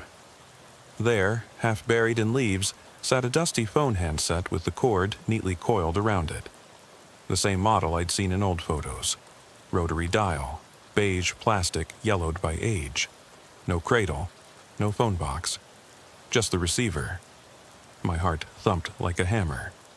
Every training cell in my brain screamed to call it in, to photograph, to secure the scene, but I was rooted. I approached and crouched, careful not to startle whatever had been using it. The cord was thick, disappearing under a tangle of roots, as though someone had shoved it into the forest floor. I lifted the handset. It felt unnaturally heavy, cold to the bone, chilly enough to numb my fingers. I pressed it to my ear, silence. Then faint static, like a distant radio station drifting in and out. I heard my own pulse in the cavity of the receiver. My breathing grew shallow. I keyed the microphone. "Dispatch, do you read me?" Unit 12 has the handset. The transmission cut out the moment I spoke. I swallowed, focused on the little speaker hole. Then, a soft click, as though a latch released. My fingers twitched. I gripped the handle tighter, my knuckles white. A low sound followed, almost an exhale. I lifted my torch, shining it over the clearing. No one, only the logs, the footprints, the handset. In front of me, something caught my eye. A scrap of paper wedged into the phone's cable. I tugged at it. It came free easily. A yellowed page torn from a notebook. I unfolded it. A single line in cramped handwriting, faded but clear. "They came last night." Beneath it, 2 words underlined, "Don't leave." A tremor shot up my arm. I stared at the warning, at the handset, at the forest beyond. Above me, branches rattled, but there was no wind. The fog swirled, and I sensed shapes pressing against the edges of the beam, eyes watching, waiting. I shoved the paper into my pocket and lifted the handset once more. My voice sounded distant when it emerged. "If you need help, if you're there, identify yourself." My words crackled into the mist, unanswered. Footsteps. My head snapped around. The laurel thicket parted, and a figure stepped out. A woman's silhouette, outline wavering like heat haze. She wore a dress that dripped with rain, fabric plastered to her form. No boots this time, bare feet, pale and slimy with mud. My brain registered. Mary Caldwell disappeared here in '93, but this couldn't be. No one alive could be here, barefoot in the cold. My heart hammered so loudly I thought I'd faint. The woman raised her hand, pointing at the handset in my grasp. Her lips moved, no sound. The woods swallowed any echo. She blinked, and a single tear of water traced down her cheek, glistening in the beam. Then she turned and vanished back into the shadows, melding with the trees as though she'd never been solid. I dropped the handset, fumbling for my weapon. It clattered to the ground. My radio sputtered back, someone calling my name. I didn't answer. Instead, I backed away, tripping over roots and half-buried stones. The handset lay abandoned as I stumbled toward the cruiser, mind racing. Hallucination, exhaustion, acid flashback. I tried to rationalize, but none fit. I reached the road and turned. Under the thin wash of headlights, deadfall clearing vanished, replaced by trees that looked normal, the logs gone, the footprints erased. No handset, no paper, no sign that anything had happened. Just damp gravel and my own ragged breath. I got behind the wheel, hands trembling on the wheel rim. The engine turned over, lights brightening the forest edge. I slammed the door and locked it. Backup arrived moments later, lights swirling under my cruiser. They questioned me, took notes. I said I found nothing but some old roots and mud. They believed me. What choice did they have? But me. I know what I saw. I know what I heard. I know that hand reached out, and that paper warned me not to leave. I haven't been back since, but every night I sleep in a room without windows, convinced I'll wake to dripping fabric and pale feet at my door. Now, I keep the handset's paper on my desk, folded 4 times, hidden beneath case files. I haven't shown anyone. I refuse to believe what it means. But I understand one thing clearly. When the phone rings in the woods, it's calling for something more than rescue. It's waiting for company. I haven't been back to Forest Service Road 14 since that night, and yet it's always there, behind my eyelids, at the edge of every quiet moment. I thought ignoring it would make it fade, but that only gave it room to grow. The handset paper sits folded beneath my case files, but I carry it with me wherever I go. I glance at it every morning, smoothing its creases, memorizing the words "they came last night." Don't leave. Almost certain the letters might shift or vanish if I look away. There's no comfort in sleeping now. I wake choking on my own breath, convinced someone or something has returned. It must have been 2 months after the first call when I received the next one. I was on a routine traffic detail, a quiet stretch of highway where the biggest drama was the speeders weaving around logging trucks. I watched headlights sweep across the asphalt, and my mind kept drifting back to that leaning cabin and the phantom question. Why have you come here? I heard it again, quiet as a footstep behind me. I whirled, nothing but my reflection in the cruiser window and headlights passing on the road. I told myself to focus, write another ticket, get home. Instead, I felt a vibration in my pocket, my personal cell, set to silent save for one number. A number no one dialed anymore, the call that started it all. I stared at the screen, unknown caller.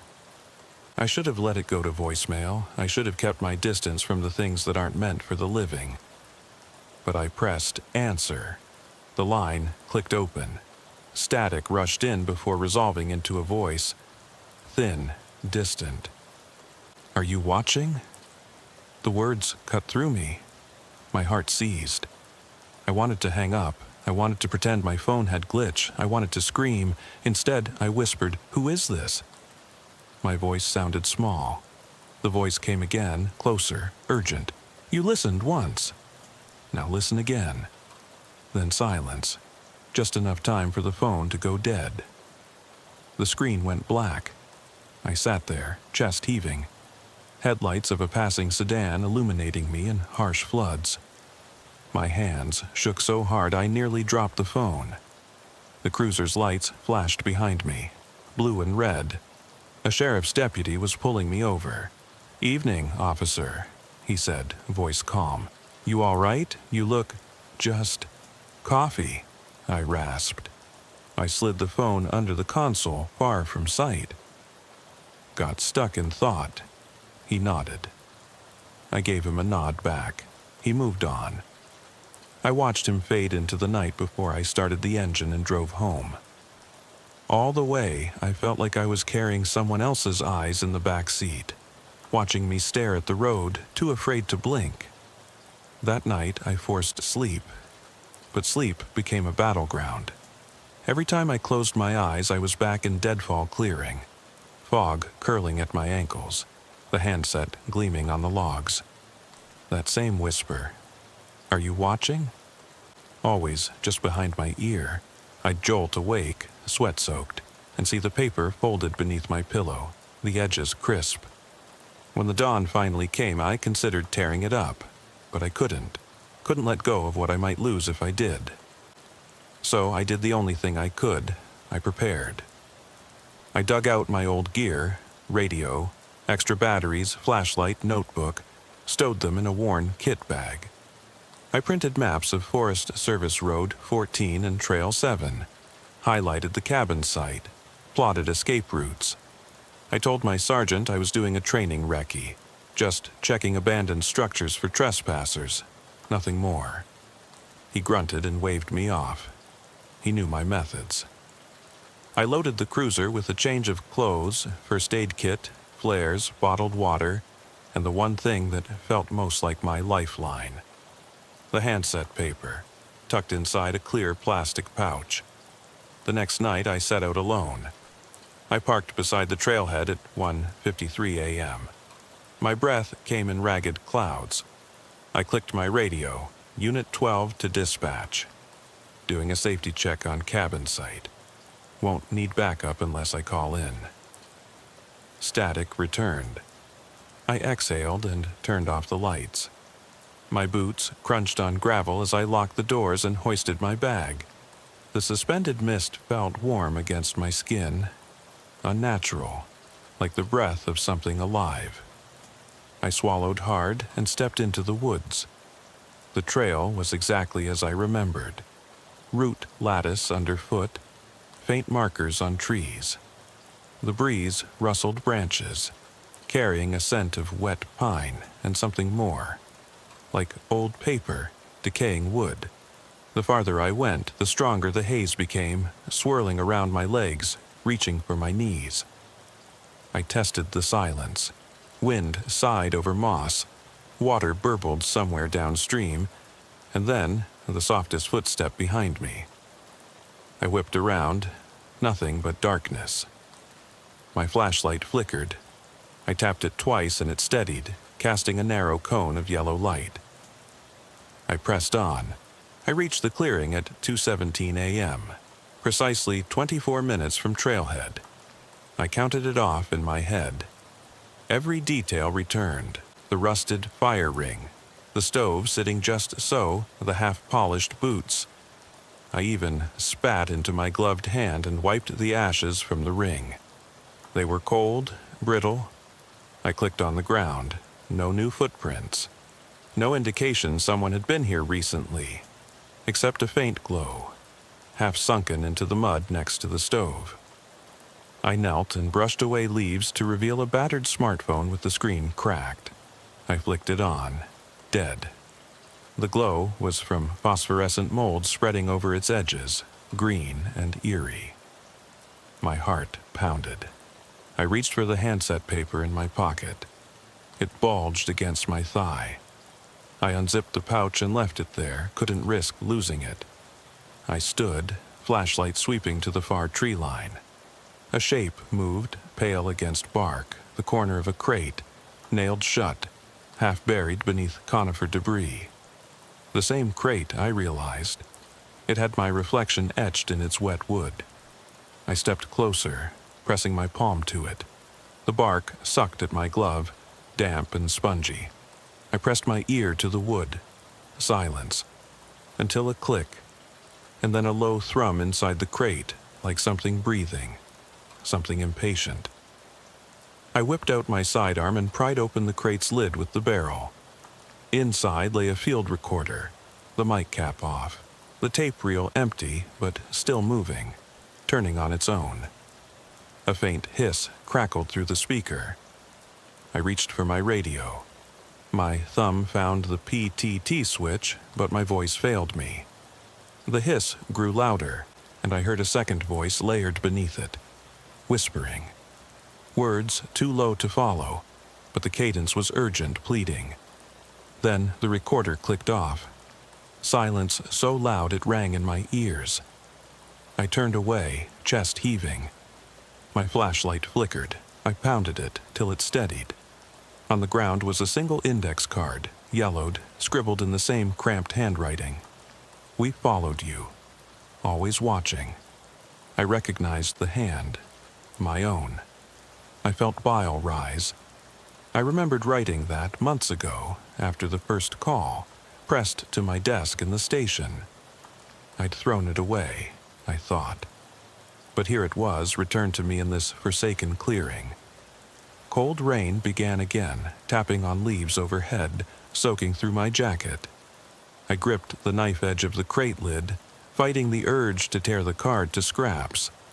Instead, I slipped it into my pocket and back toward the trail. The boots I'd seen months ago, now my boots, crunched the same wet needles. Every tree I passed seemed to murmur. My radio sprang to life. Unit 12, report in. Status? My voice rasped. Exfil in progress. I have evidence. I'm okay. I waited for backup, clicking the recorder to confirm I had audio, but the deck was dead. The tape was gone. By the time I reached the cruiser, the mist had dissolved. The road lay empty, black asphalt glowing slick in the headlights. I sat there long enough for deputy after deputy to arrive, boots crunching on gravel, lights, strobes rushing. They found me hunched at the wheel, shaking. I handed them the smartphone, the recorder, and finally, the handset paper. They filed the evidence. I went home. I slept fitfully, under lights that never turned off. I stayed awake waiting for the next call, but it didn't come. I thought that was it, that by returning and documenting it all, I'd close the circle. But I learned that you can't log these things away. They don't disappear in reports. They don't vanish because you record them. Instead, they follow you home, slip into your dreams, and wait until you let your guard down. I know what's coming. I feel it every time my phone buzzes. I feel it behind my eyelids, at the edge of every conversation. And I know that soon I'll hear it again. That insistent ring from a phone no one could own. I woke before dawn, coughing up the chill of that clearing, and found the handset paper folded neatly on my nightstand. Its plastic pouch lay empty beneath it. No record of that second warning, and no recorder tape, no smartphone, nothing but the paper itself to prove I'd been back.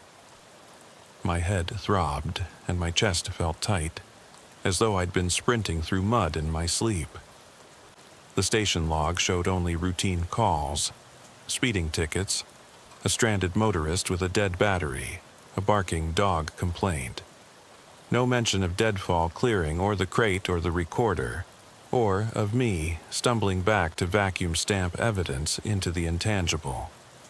My sergeant glanced at me over the rim of his coffee cup. "You good?" he asked, voice low. "You sound off." I wanted to tell him everything. The phone that had rung itself, the whisper from the handset, the crate breathing like a living thing, the recorder that hissed with voices not meant for ears, the card in my pocket with words I'd written myself. I wanted to show him the tape, but there never was a tape. I wanted to point to the mist that gathered outside his window even in sunlight. But I didn't. I just nodded and muttered, "All good. Just long night." Back at home, I laid out my gear on the kitchen table. The field bag emptied onto the formica, the maps with scrawled circles around coordinates, the flashlight now flickering weakly, the sidearm off its rack draped in a towel. That handset paper went into a lockbox, alongside Mary Caldwell's photograph halves, the knife I'd found wedged under the crate lid, and a pocket journal filled with entries I'd made between shifts, partial sketches of the cabin's floorboards, quotes from dispatch, and lines like "Don't trust the dark." I spent the afternoon obsessively cross-referencing old missing persons reports. Mary Caldwell's case was a dead end. No remains, no witnesses. A local boy found her boots, but not her body. I found logs of other hikers who'd vanished near deadfall. There were at least 5 documented since '93. but none tied directly to that site, and none recorded a phone call from the dead. I slipped deeper into the archives and realized every one of those cases had been marked natural causes or voluntary disappearance. Not a single one flagged for follow-up. The system had swallowed them whole, leaving only hushed rumors. Late evening, I loaded coffee into the pot, hands steady but mind racing. Every creak of the house seemed amplified. The floorboards groaned. Wind slid beneath doors. Water ticked in pipes like a metronome. I poured a cup and heard my cell buzz. Caller ID unknown. I stood very still and let it go to voicemail. The display went black. I poured another cup. On the counter sat the lockbox, keyed and secure. Still, I eyed it warily. Everything I'd gathered, boots, recorder, maps, paper, might as well be ghost stories on ash. I couldn't decide if locking them away made me safe or stoked my own obsession. Finally, I grabbed the box and carried it to the basement, down the narrow stairs past the water heater. I set the box on a cold concrete shelf beneath dusty paint cans and old tool chests. I locked it and pocketed the key. I turned to find the light switch wasn't working. Darkness swallowed me. I flipped the key ring, finding only one key, the house key. The lockbox key had vanished. My flashlight lay upstairs, forgotten. I froze, heart hammering. The basement air pressed in. I heard static, like a handset off a hook, dial tone humming. Then the low buzz of dispatch radio, quiet enough it could have been my imagination. I backed toward the stairs, hand trailing the wall, mind racing through scenarios. Basement break-in? Prank? Exhaustion? I reached the top in 2 strides, yanked the light switch again.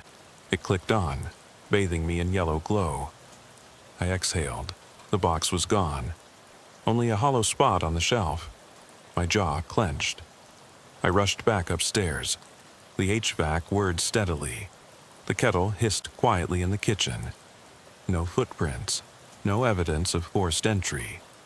The cameras I'd installed after the first incident had been cut. Wires severed neatly behind the DVR. The only camera still rolling was the front door cam, pointing out at empty pavement. I checked my phone. No notifications, no alerts, no video saved. My pockets weighed heavy with the handset paper, the half photo of Mary's face, and a small slip of tape, blank, sticky on one side, found in the basement corner. I sat at the kitchen table, hands shaking. I pressed the slip to the handset paper. On the blank side, in handwriting not my own, the words appeared. She's waiting. My coffee cup trembled, spilling a thin dark arc across the laminate. I sank low and covered my face with my hands. I'd thought collecting evidence would end this. Tow desk and police reports back to normal. But the forest had no filing system. It didn't conclude with a report. It was patient. It waited. It watched. Outside, wind rattled the windows. The phone on the wall blinked. I stared at it. I didn't have the key to that lockbox. I no longer knew what was real. I could feel, more than hear, the presence in the room. A woman's breath on my neck, a wet footprint in the coffee spill. A soft whisper inside my skull, asking that same question. Finally, after what felt like an hour, I stood and walked to the door. I left it unlocked. I looked back at the basement hatch and hesitated. The mist lay just beyond the threshold like a welcome mat. I heard a phone ring, distant and muffled, calling from the basement stairs. I didn't answer. I stepped outside. The night air hit my face, sharp and cold. Fog drifted across the lawn, gathering at the edge of the driveway. My flashlight lay forgotten on the porch. The ringing continued, mechanical, insistent. I watched the mist, and for a second I thought I saw her. Mary's silhouette, hands pressed to unseen glass, waiting. I turned back to the house. The basement hatch was open a crack. I should go back inside. I should lock the door. But I couldn't. Instead, I listened as the ringing faded into silence, and the mist curled around my ankles, tugging at my boots.